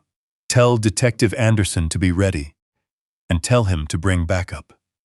I lay in bed that night without sleeping, resting my eyes with my hand wrapped tightly around the radiator pipe, listening to Chad and Angela argue downstairs. His voice kept rising, getting louder and more erratic. I couldn't make out every word, but fragments carried through the floorboards. Running out of time. Duca's deadline? Either way, Duca's deadline was set for tomorrow. The power of attorney was still unsigned, and the poisoned meal had failed. Chad was completely out of options, time, and patience, making him more dangerous than ever. I gripped the iron pipe tighter, positioning myself against the wall where I'd be hidden from view the moment the door opened. If he came for me tonight, if he decided force was the only move he had left, I'd be ready for him. I knew tomorrow would change everything. One way or another, this war was coming to an end. I just hoped I'd live to see Beverly's face again, to hold her close and tell her we won. Through the wall, a sharp crash echoed, glass shattering. Maybe Chad yelling, maybe Angela crying.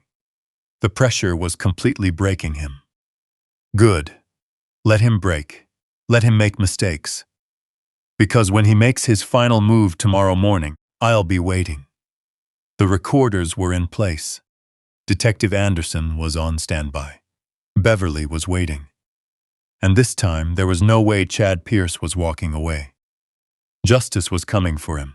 At dawn, the door swung open. I hadn't slept a wink, staying alert with the radiator pipe held ready. But instead of an aggressive, violent Chad stepping through, the man who walked in had bloodshot eyes and tears tracking down his cheeks.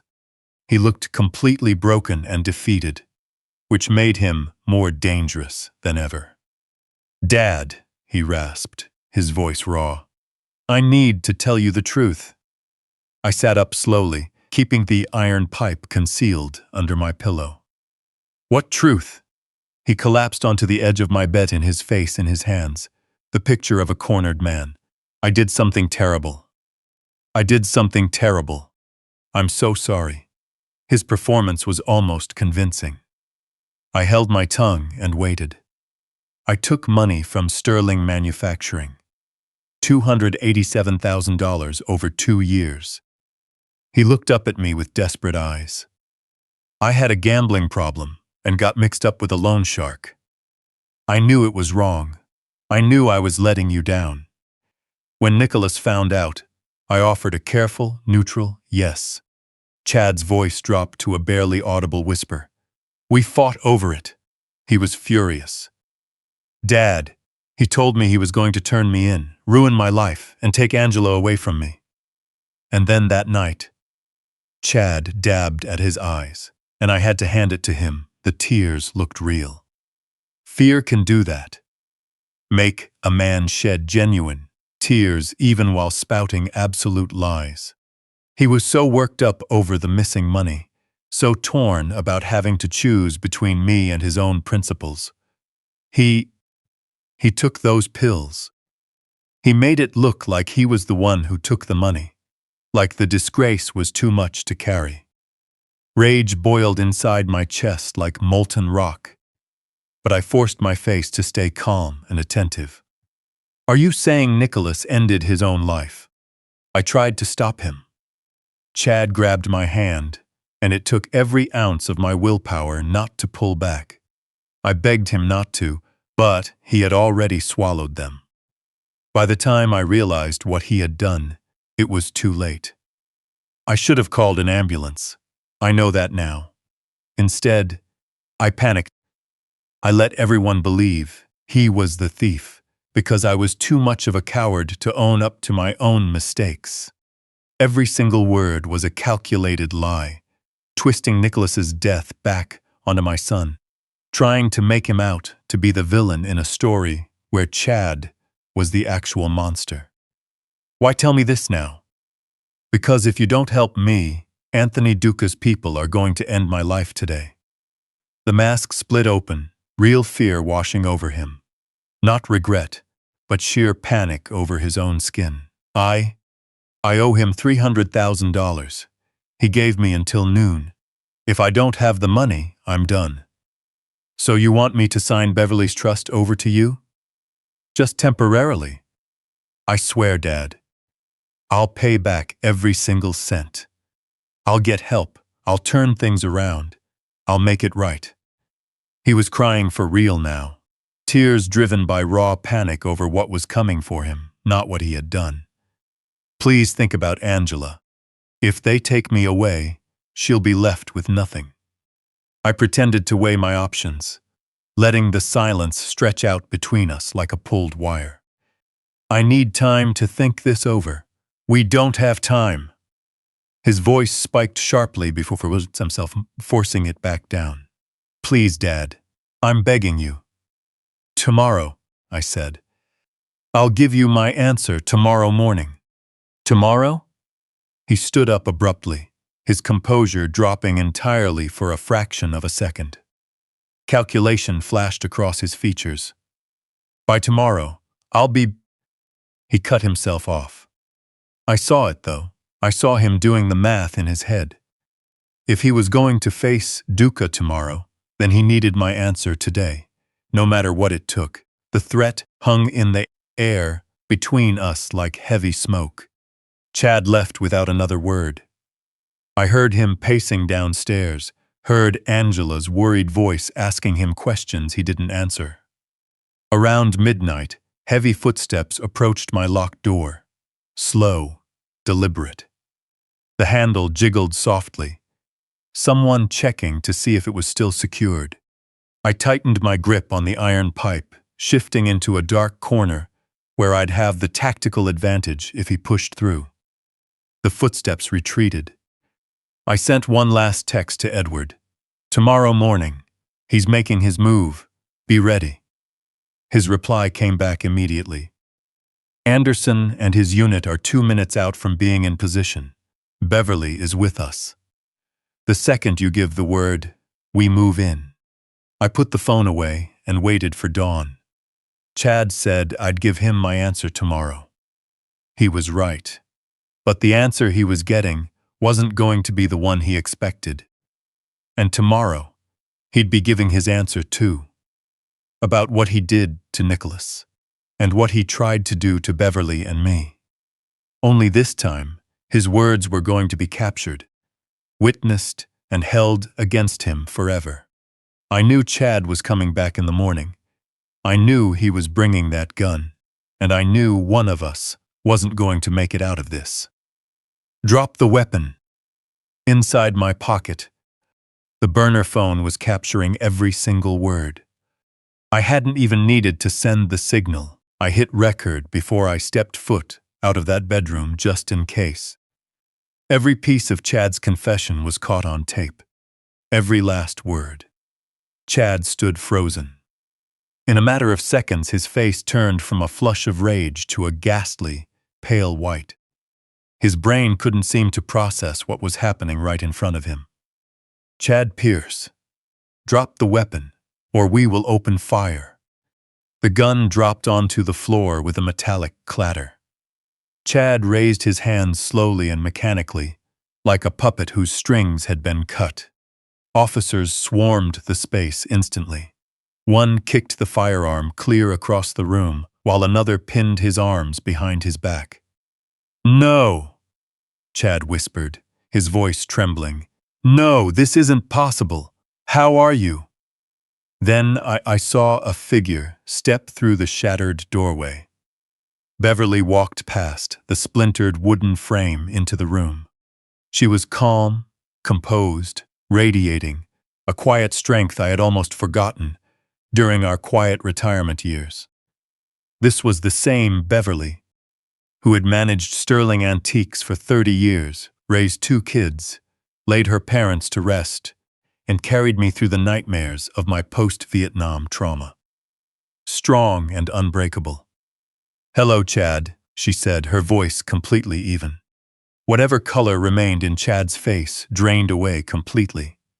His mouth opened, but no sound came out. He tried to take a step back, only to bump right into the officer holding him down. "No!" he finally managed to gasp out. You're supposed to be gone." Beverly's voice turned ice cold. "You certainly tried your best. I'll give you credit for that. But I've always been a step ahead of you." "This can't be real," Chad muttered, staring at her as if she were a ghost, and to him, I suppose she was. "It is very real," Beverly said. She walked further into the room, and I saw Edward Collins and attorney Jeffrey Matthews right behind her. "You put something in my tea, thinking I wouldn't notice. But I had been watching you for weeks, Chad. just waiting for you to slip up. Chad suddenly lurched forward, trying to break free from the officer's grip. You can't prove a thing. It's just his word against mine. Actually, I said, standing up and reaching into my pocket for the burner phone. It's your word against yourself. I held the phone up. The whole confession. Right here on tape. Chad's face twisted with raw fear, but desperation quickly pushed him into reckless panic. He whipped his head toward Angela, who was still standing frozen in the corner. Angela, tell them, he forced me, that he threatened me, that this was all him. I already told them, Angela said softly. Everyone turned to look at her. As she stepped forward, I noticed something I had missed earlier, a thin wire running from her collar down into her sleeve. I've been wearing a wire since yesterday, Angela said, her voice growing stronger with each word. Detective Anderson asked me to. After Dad spoke to me, I called them and laid out everything I knew. Chad's expression shifted from shock to rage, and then to pure, unhinged betrayal. You went to the police? I did, Angela said, tears streaming down her face now. Because I'm not covering for you anymore. Not after what you did to Nicholas. Not after you tried to harm Mom and Dad. You monster. Chad tried to lung toward her, but the officers held him firm. Detective Anderson stepped forward, pulling out a pair of handcuffs. Chad Pierce, you're under arrest for the murder of Nicholas Sterling, the attempted murder of Beverly and Douglas Sterling, as well as fraud, extortion, and conspiracy. As Anderson began reading him his Miranda rights, Chad struggled, screaming out, "You'll never prove I did anything to Nicholas. His death certificate says suicide. You have nothing." Beverly walked over to my side and took my hand. "That's where you're wrong," she said calmly. She reached into her pocket and pulled out a small thumb drive. Every transaction you made, every debt you owed, every threatening message from Anthony Duca, every single lie you told. It's all right here. She held up the drive. And more importantly, Nicholas's investigator kept copies of everything Nicholas found. The real financial records prove you were the one taking the money. The timeline puts you at his apartment the night he died, and your building's security footage shows you walking in with that bottle of wine. Beverly's tone turned stern. By tomorrow morning, the prosecutor will have every bit of it. The whole world will know Nicholas was a hero who died trying to expose you. His name will be cleared, and his honor restored. No! Chad shrieked hysterically as the officers dragged him toward the door. No, you can't! Angela! Do something! Angela! Angela turned away, covering her face as she wept. Beverly let go of my hand, walked over to our daughter, and pulled her into a tight embrace. I'm so sorry, Angela sobbed repeatedly. I'm so sorry, Mom. I should have stopped him. I should have protected Nicholas. I should have... Shh, Beverly soothed softly, stroking Angela's hair. We'll talk about all of it. But you did the right thing today. You saved your father's life. I watched as they hauled Chad into the back of a patrol car, his shouting and threats fading into the distance. Detective Anderson walked up to me and shook his head. Mr. Sterling, that was extremely reckless. You could have lost your life out there. I'm still standing, I replied. And now you have everything you need. Everything, and then some. Anderson offered a tight smile.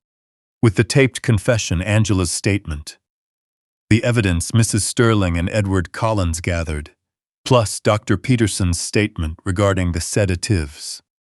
Chad Pierce is going to spend the rest of his natural life behind bars. As the police cars drove off, their sirens echoing into the morning air. Beverly and I stood on the porch, holding hands. Alive, both of us alive. After everything, the grief, the fear, the deception, the danger, we had won. Yet, as I looked at Angela, sitting on the porch steps, with her face buried in her hands, I knew the real work was only just beginning. Publicly clearing Nicholas's name, helping Angela heal, and rebuilding our family from the ashes Chad had left behind. Beverly squeezed my hand gently. She was thinking the exact same thing. "One step at a time," I whispered softly.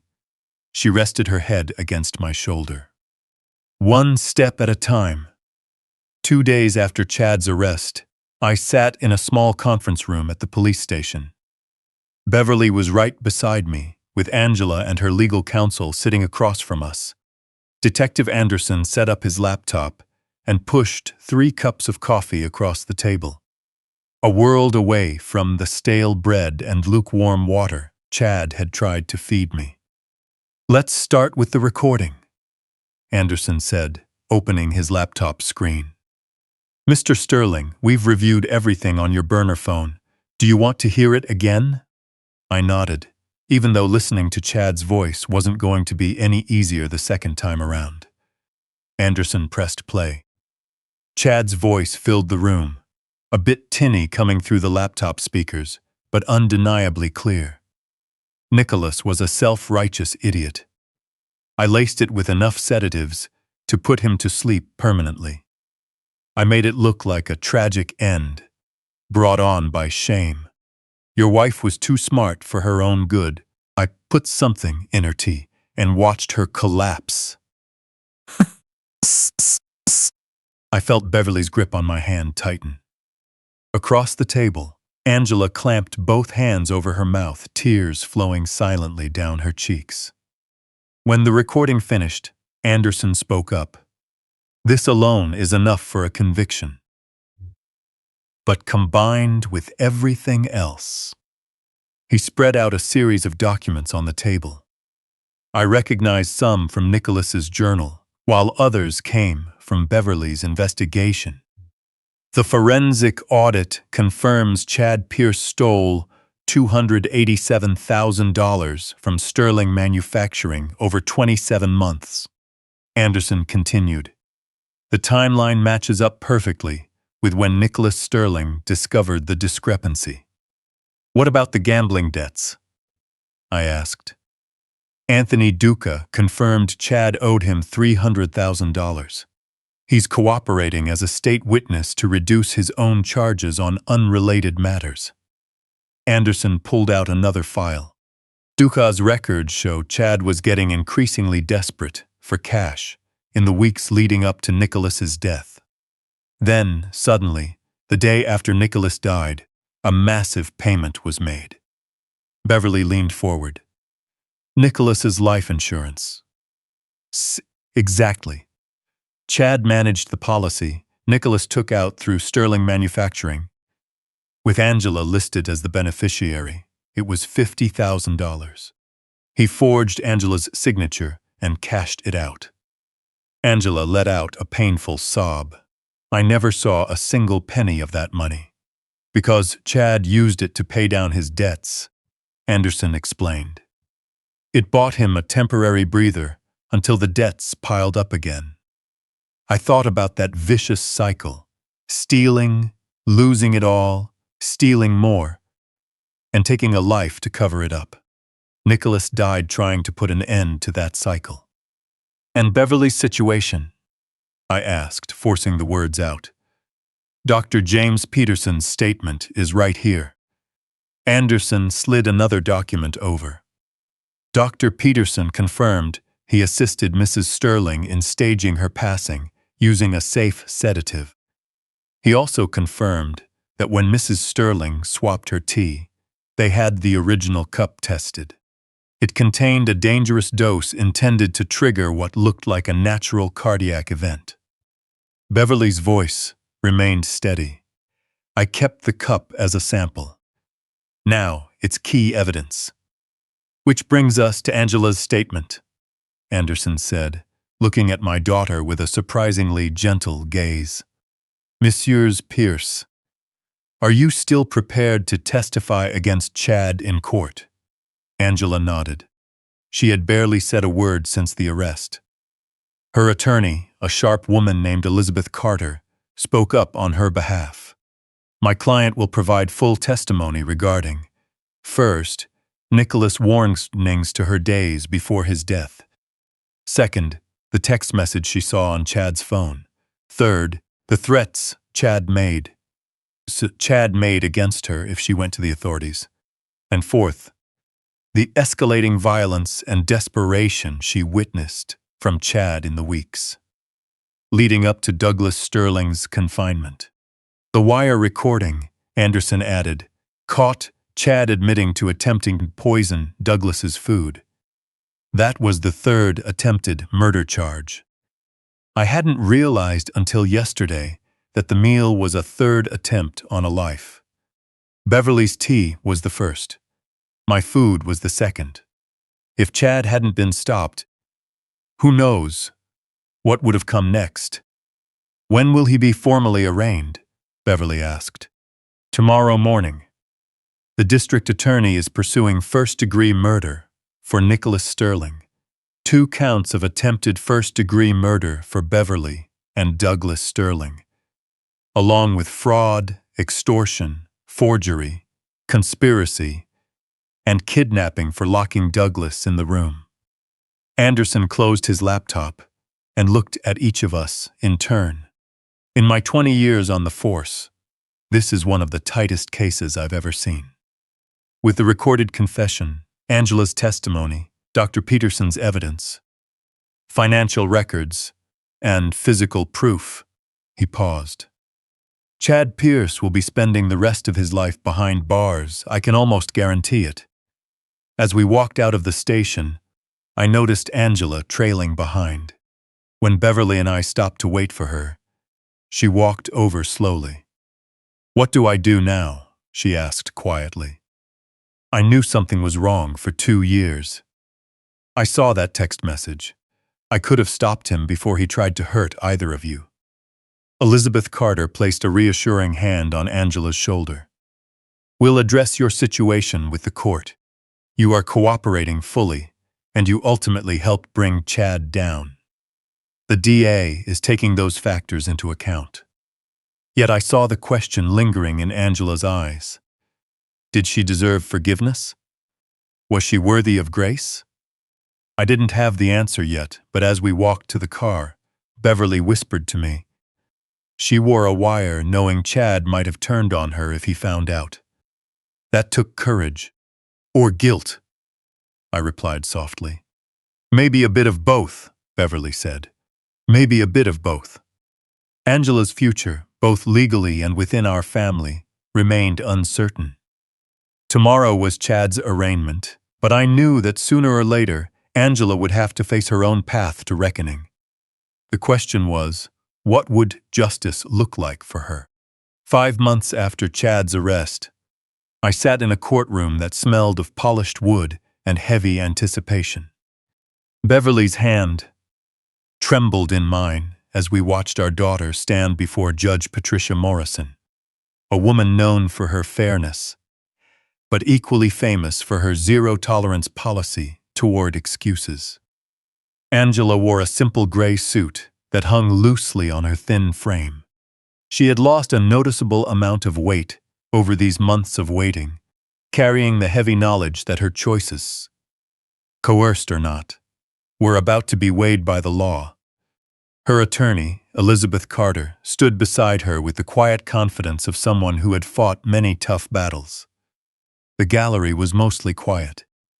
A few reporters sat in the back row with notebooks ready. Detective Anderson sat to our left, his presence offering both comfort and a stark reminder of everything we had survived. Chad Pierce's absence was a statement in itself. He was waiting for his own trial in a facility with much higher walls and a far darker future. Court is in session, Judge Morrison announced, her voice cutting through the heavy silence. A stern prosecutor named Robert Kellerman stood up first. His presentation was matter-of-fact and detached. Angela Sterling Pierce was charged with being an accessory after the fact and obstruction of justice. The state's recommendation: 3 years in state prison. Your Honor, Kellerman began. While the defendant's eventual cooperation is on record, we cannot ignore that she lived under the same roof as the man who harmed her brother and plotted further crimes. She had opportunities to step forward, yet she chose silence. I felt Beverly tense beside me. This was the fear that had weighed on us for months. That Angela's silence, born out of terror and manipulation, would be judged as willful complicity. Elizabeth Carter stood up, her composure steady and her words sharp. Your Honor, if I may provide the court with the necessary context regarding my client's actions. Judge Morrison nodded. Proceed, Ms. Carter. Angela Sterling Pierce is not a criminal, Your Honor. She is a survivor. Carter's voice carried the weight of conviction. The evidence shows that Chad Pierce systematically isolated, threatened, and abused my client over 2 years. She wore long sleeves in the summer to hide bruises. She made excuses for black eyes. She lived in constant fear for her own life and the lives of her parents. Carter submitted a file to the bench containing medical records, photos, and statements from neighbors who had overheard heated arguments through the walls. Nicholas Sterling, Angela's brother, recognized the danger. 3 weeks before his life was tragically taken, he warned Angela that Chad was capable of anything. It wasn't until later that she understood the full, terrifying meaning of that warning. The prosecutor shifted uncomfortably. This was the nuance that complicated his straightforward narrative. The painful reality of domestic abuse, where victims often appear to be co-conspirators to outside eyes. When Angela found that message on Chad's phone, problem handled. Your brother-in-law won't be talking now. Make sure the old man buys the story. She was paralyzed by fear. Carter continued. Chad made it clear that if she spoke a word, he would take her father's life, frame her for Nicholas's death, and ensure she lost her freedom forever. She believed him because she had already seen what he was capable of doing. Judge Morrison's expression remained neutral, but I saw her eyes flick toward Angela. One woman assessing another's deep pain. Beverly requested permission to address the court, and the judge granted it. My wife stood up slowly, her voice holding steady despite the tears pooling in her eyes. Your Honor, my daughter's silence was born out of profound fear, not malice. When she finally found the courage to wear a wire and help Detective Anderson, she risked everything. She knew Chad might have turned on her completely, but she did it anyway. That doesn't erase her hesitation, but it ought to count for something. I stood up next, my veteran posture straight, despite the months of strain. Angela is my daughter, Your Honor. She made choices I wish she hadn't, but she was trapped by a predator who took my son and attempted to do the same to my wife and me. When the moment came to stand up for the truth, she stepped forward. That matters.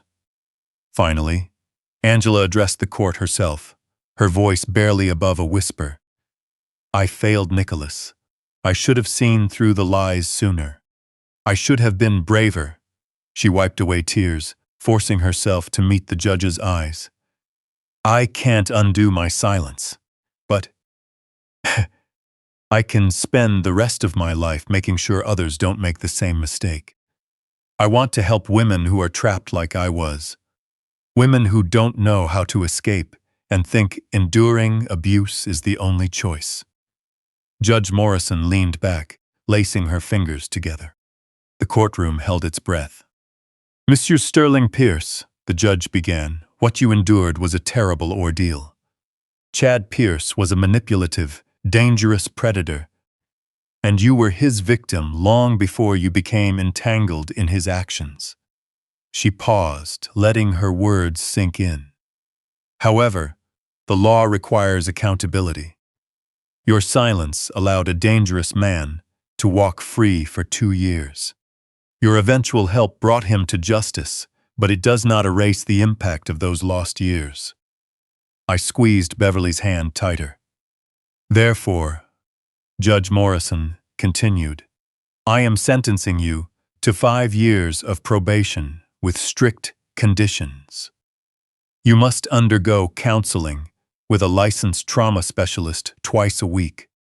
You will complete 500 hours of community service at a domestic violence shelter, using your experience to help others identify and escape abusive situations. You are to have 0 contact, direct or indirect, with Chad Pierce. Any violation of these terms will result in an immediate 3-year prison sentence. The gavel came down with a firm strike that echoed through the room. Angela collapsed into Elizabeth Carter's arms, weeping silently. Beverly and I stood frozen, taking in the balance of mercy and gravity. Probation, not prison. A second chance, not an end. As we left the courthouse, Angela walked between us, not fully healed, not entirely cleared of her burden, but no longer lost. She paused on the courthouse steps as the cool autumn wind blew through her light suit jacket. Thank you, she said softly, looking at both of us. I don't expect you to forgive me right away. Maybe not ever. But I'm going to spend every day working to earn back your trust. Beverly reached out gently, touching Angela's cheek. Healing takes time, sweetheart. For all of us. I remained quiet, feeling words were too thin for the moment. Instead, my thoughts turned to Nicholas, the son who had tried so hard to protect his sister from a monster. I thought of the long road ahead, the counseling, the community service, and the quiet question that would linger with us. Can a family torn apart by deception truly find wholeness again? Only time would tell. Yet as we walked down the steps together, I allowed myself a small glimmer of hope. Chad Pierce was behind bars facing justice for his crimes.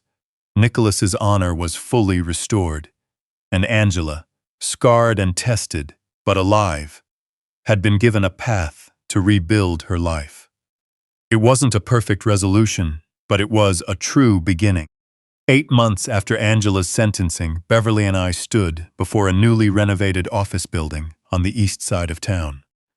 The morning sun glinted off the polished brass plaque mounted beside the entrance, the Nicholas Sterling Foundation for Senior Justice.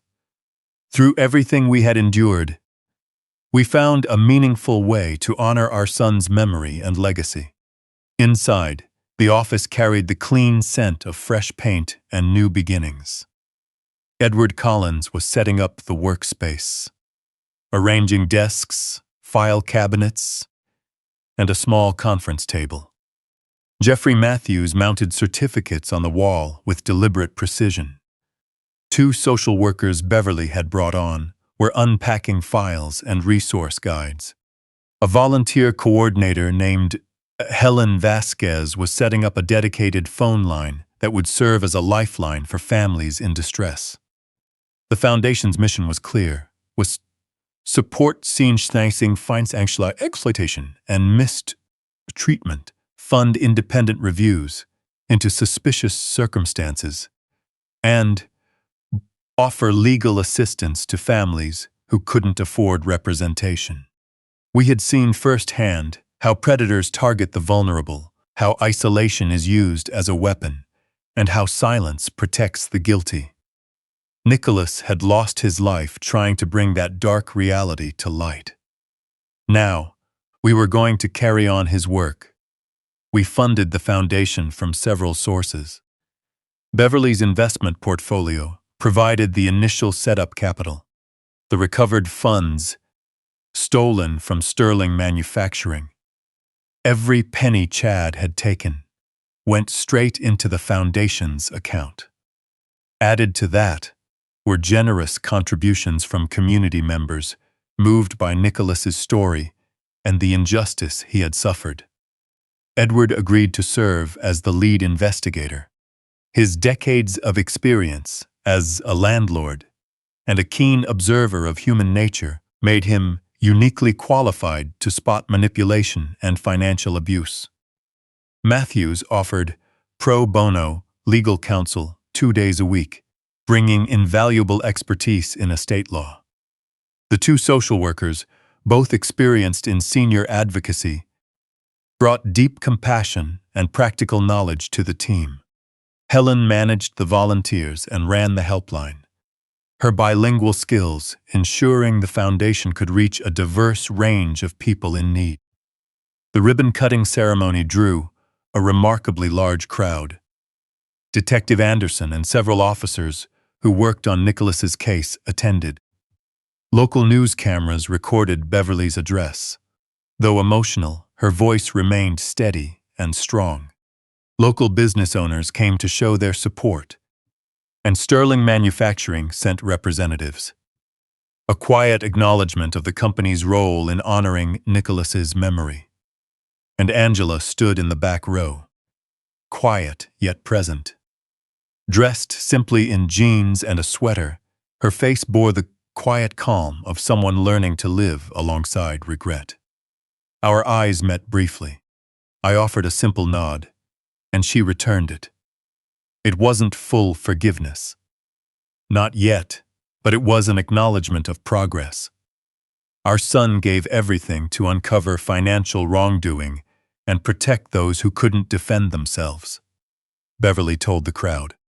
We can't bring him back, but we can honor his legacy by continuing the work he started. By ensuring the tragedy that touched our family never happens to another. She unveiled a framed portrait of Nicholas that would hang prominently in the lobby. It was a candid photo from his early 30s, laughing at something off-camera. His expression filled with warmth and integrity. Beneath the portrait, a bronze plaque read, Nicholas Sterling, honor above all. The applause was warm, respectful, and heartfelt. The real impact of the day came shortly after, when a young woman, holding a folder of documents, approached us timidly. My name is Maria Sanchez, she said, her voice clear despite her accent. I believe my grandfather is being taken advantage of. His caregiver, his own son, is taking his savings. But my grandfather is afraid to speak up. He thinks no one will take an elderly man seriously. Beverly took her hands, offering a firm, reassuring grip. We're going to help you, Maria. That is precisely why we are here. Edward stepped up, moving right into investigator mode. Tell me everything you've noticed. Any changes in bank statements, unexplained withdrawals, or unfamiliar signatures on documents, even the smallest detail matters. Relief flooded Maria's eyes, turning to tears. Thank you. Thank you so much. As Edward guided her toward his office, Matthews joined me by the window. You've built something truly meaningful here, Douglas. Nicholas would be proud. He'd probably tell us we're doing half of it wrong. I managed a faint smile. He was never one to settle for good enough. Neither are you, Matthews observed gently. Which is exactly why this foundation will make a real difference. By the end of our first day, 3 more families had walked through our doors, each bringing stories of isolation, pressure, and fear. 3 more opportunities to ensure Nicholas's sacrifice continued to bring light into dark places. That evening, as Beverly and I locked up the office, she turned to me with a thoughtful expression. Angela finished 200 hours of her community service at the shelter. Beverly said softly. She asked if she could volunteer here working behind the scenes to support families and using her experience to help spot signs of coercion. I leaned against the doorframe, letting the silence settle between us. "What do you think?" "I think." Beverly weighed her words carefully. "I think maybe, given time. She's still our daughter, Douglas, and she's trying." 14 months after Chad's arrest, Beverly and I drove to Giovanni's, a neutral spot Angela had suggested. As I pulled into a parking space, I noticed Beverly's hands trembling slightly in her lap. "If this is too much, we can turn right back around," I said softly. "No, no."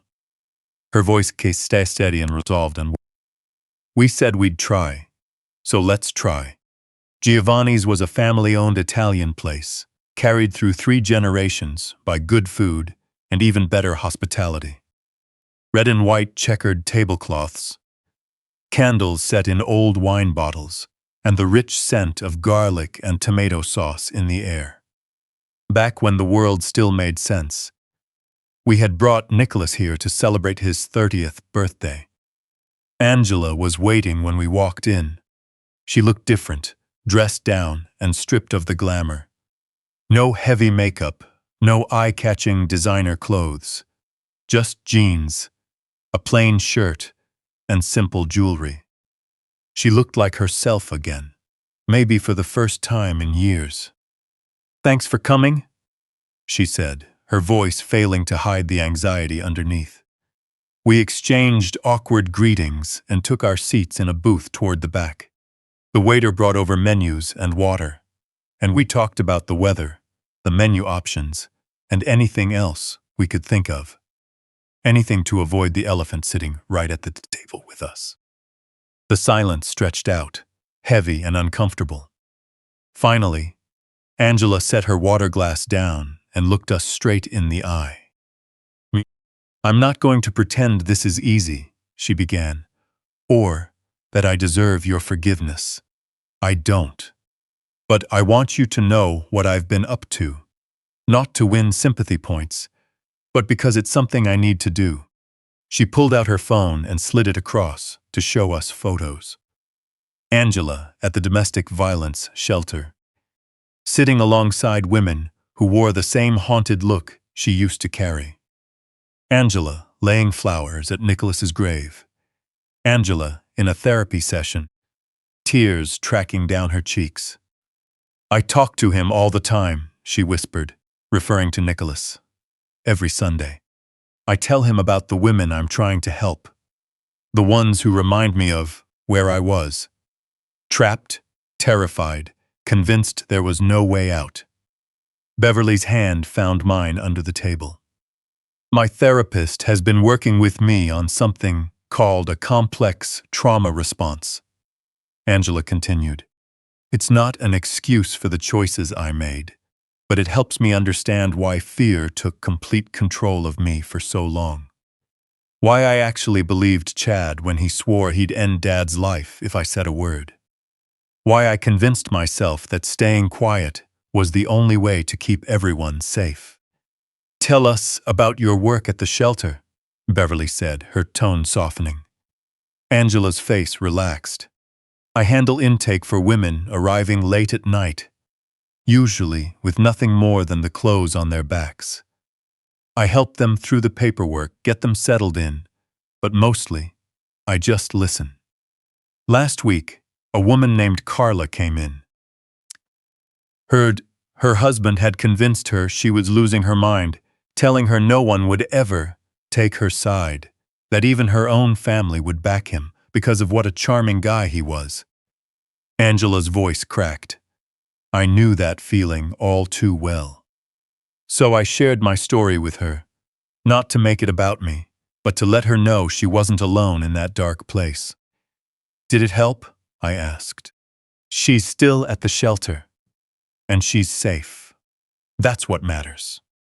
The waiter returned to take our orders, and we picked a few dishes almost absent-mindedly. Once he walked away, Beverly voiced the question I knew had been weighing on her mind. "Do you blame us, Angela, for not seeing what Chad was putting you through?" Angela's eyes widened. No.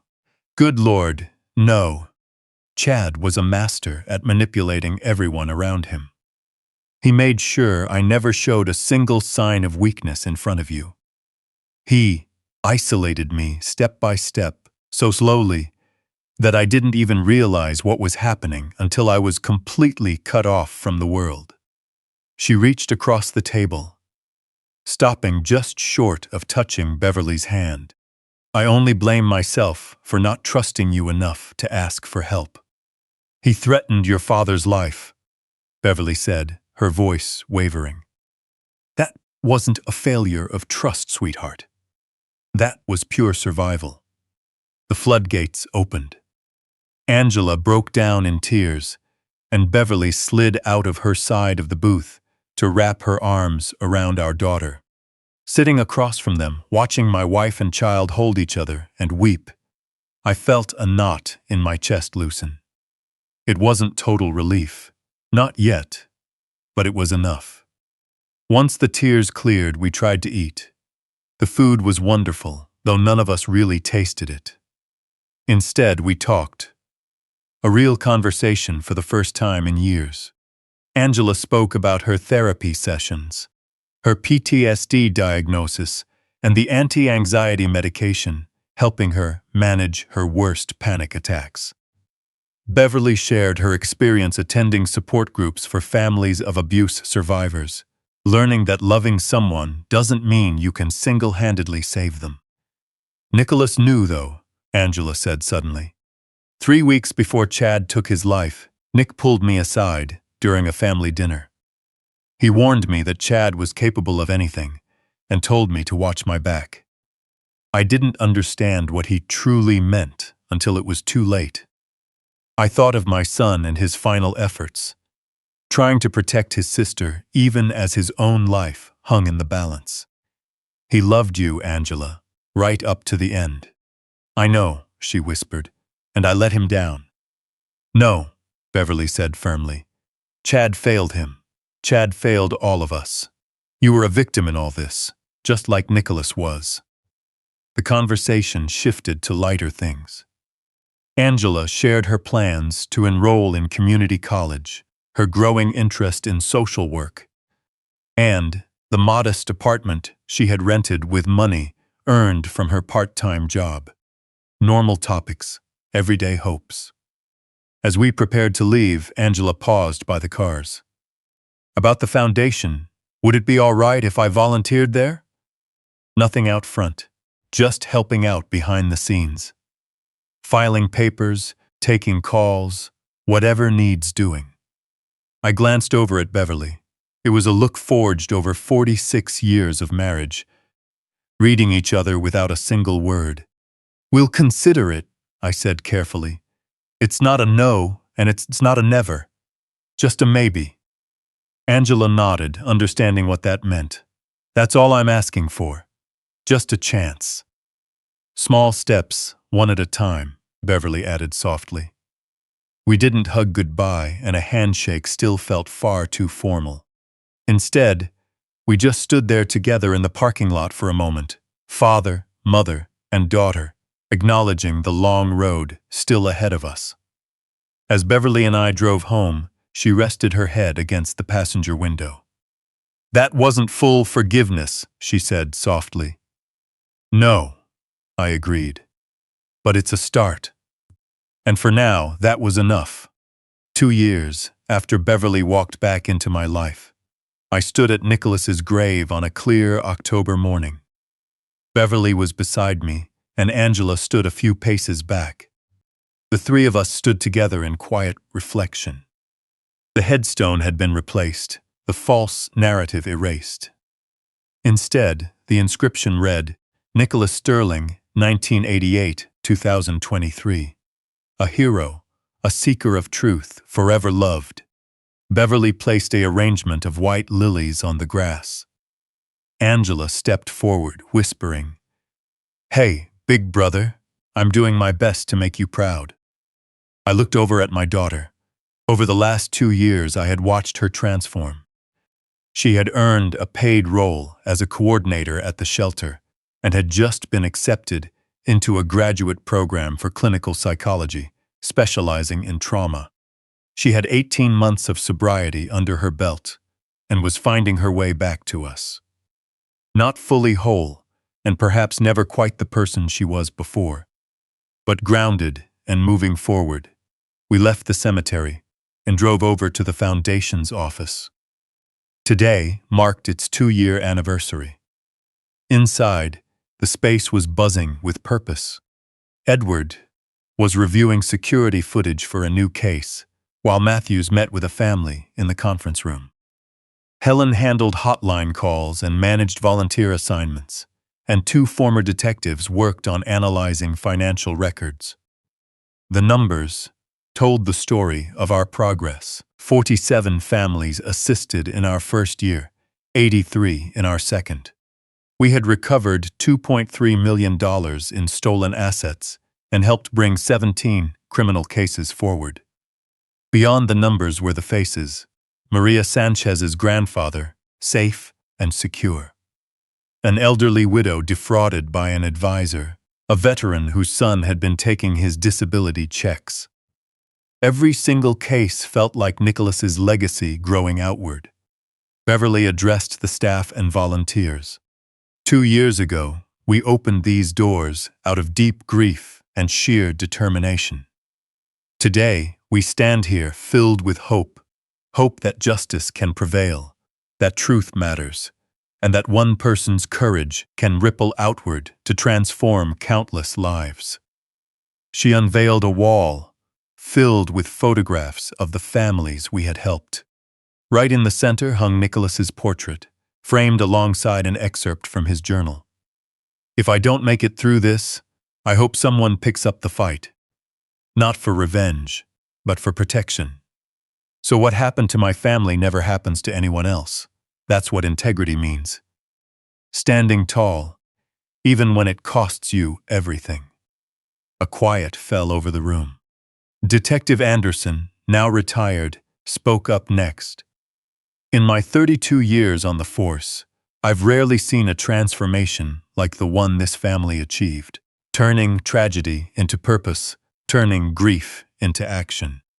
Nicholas would be remarkably proud." As the gathering continued, Angela walked up beside me quietly. "Can we talk outside for a minute?" We stepped out into the crisp autumn morning. "I got my acceptance letter," she said. "The clinical psychology program offered me a full scholarship based on my work at the shelter." "That's wonderful news, Angela. It's 3 years of intense study. I'll still volunteer here when I can, just less often." She looked me in the eye. "I want you to know, I'm not running away from anything.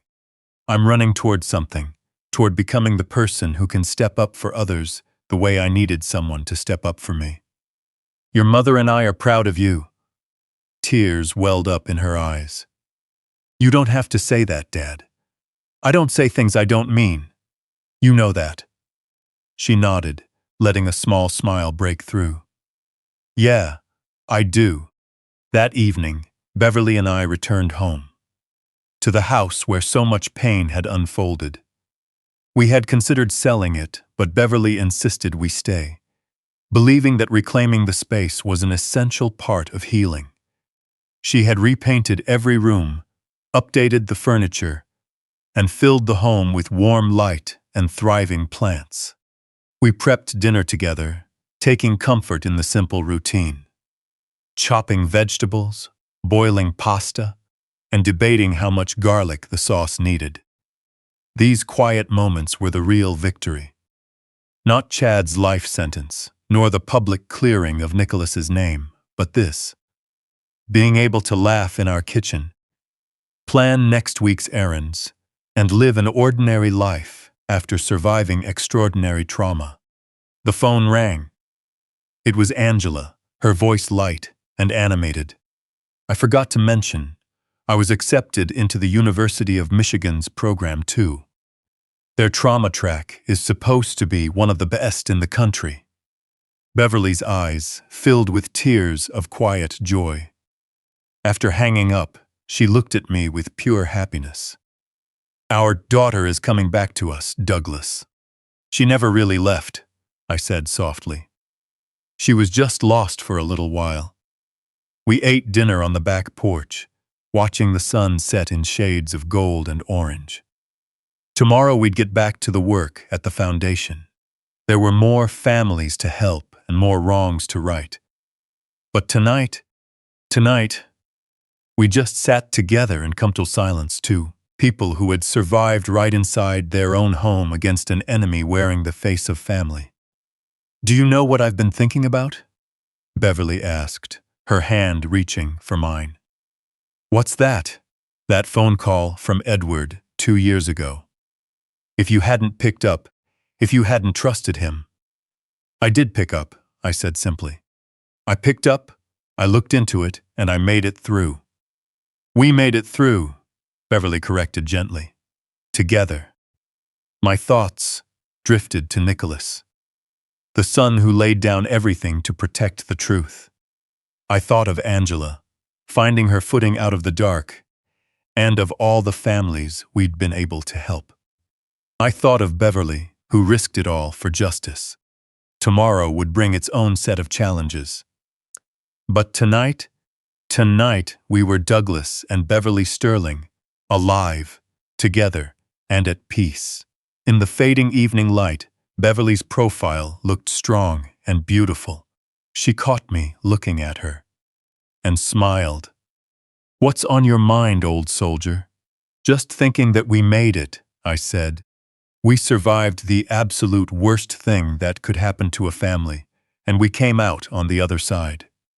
Not unscathed, not unchanged, but together, and that's more than enough. I gave her hand a gentle squeeze. That's everything. The sun dipped below the horizon. Somewhere out there, Chad Pierce was sitting in a prison cell. Somewhere out there, Angela was building her future.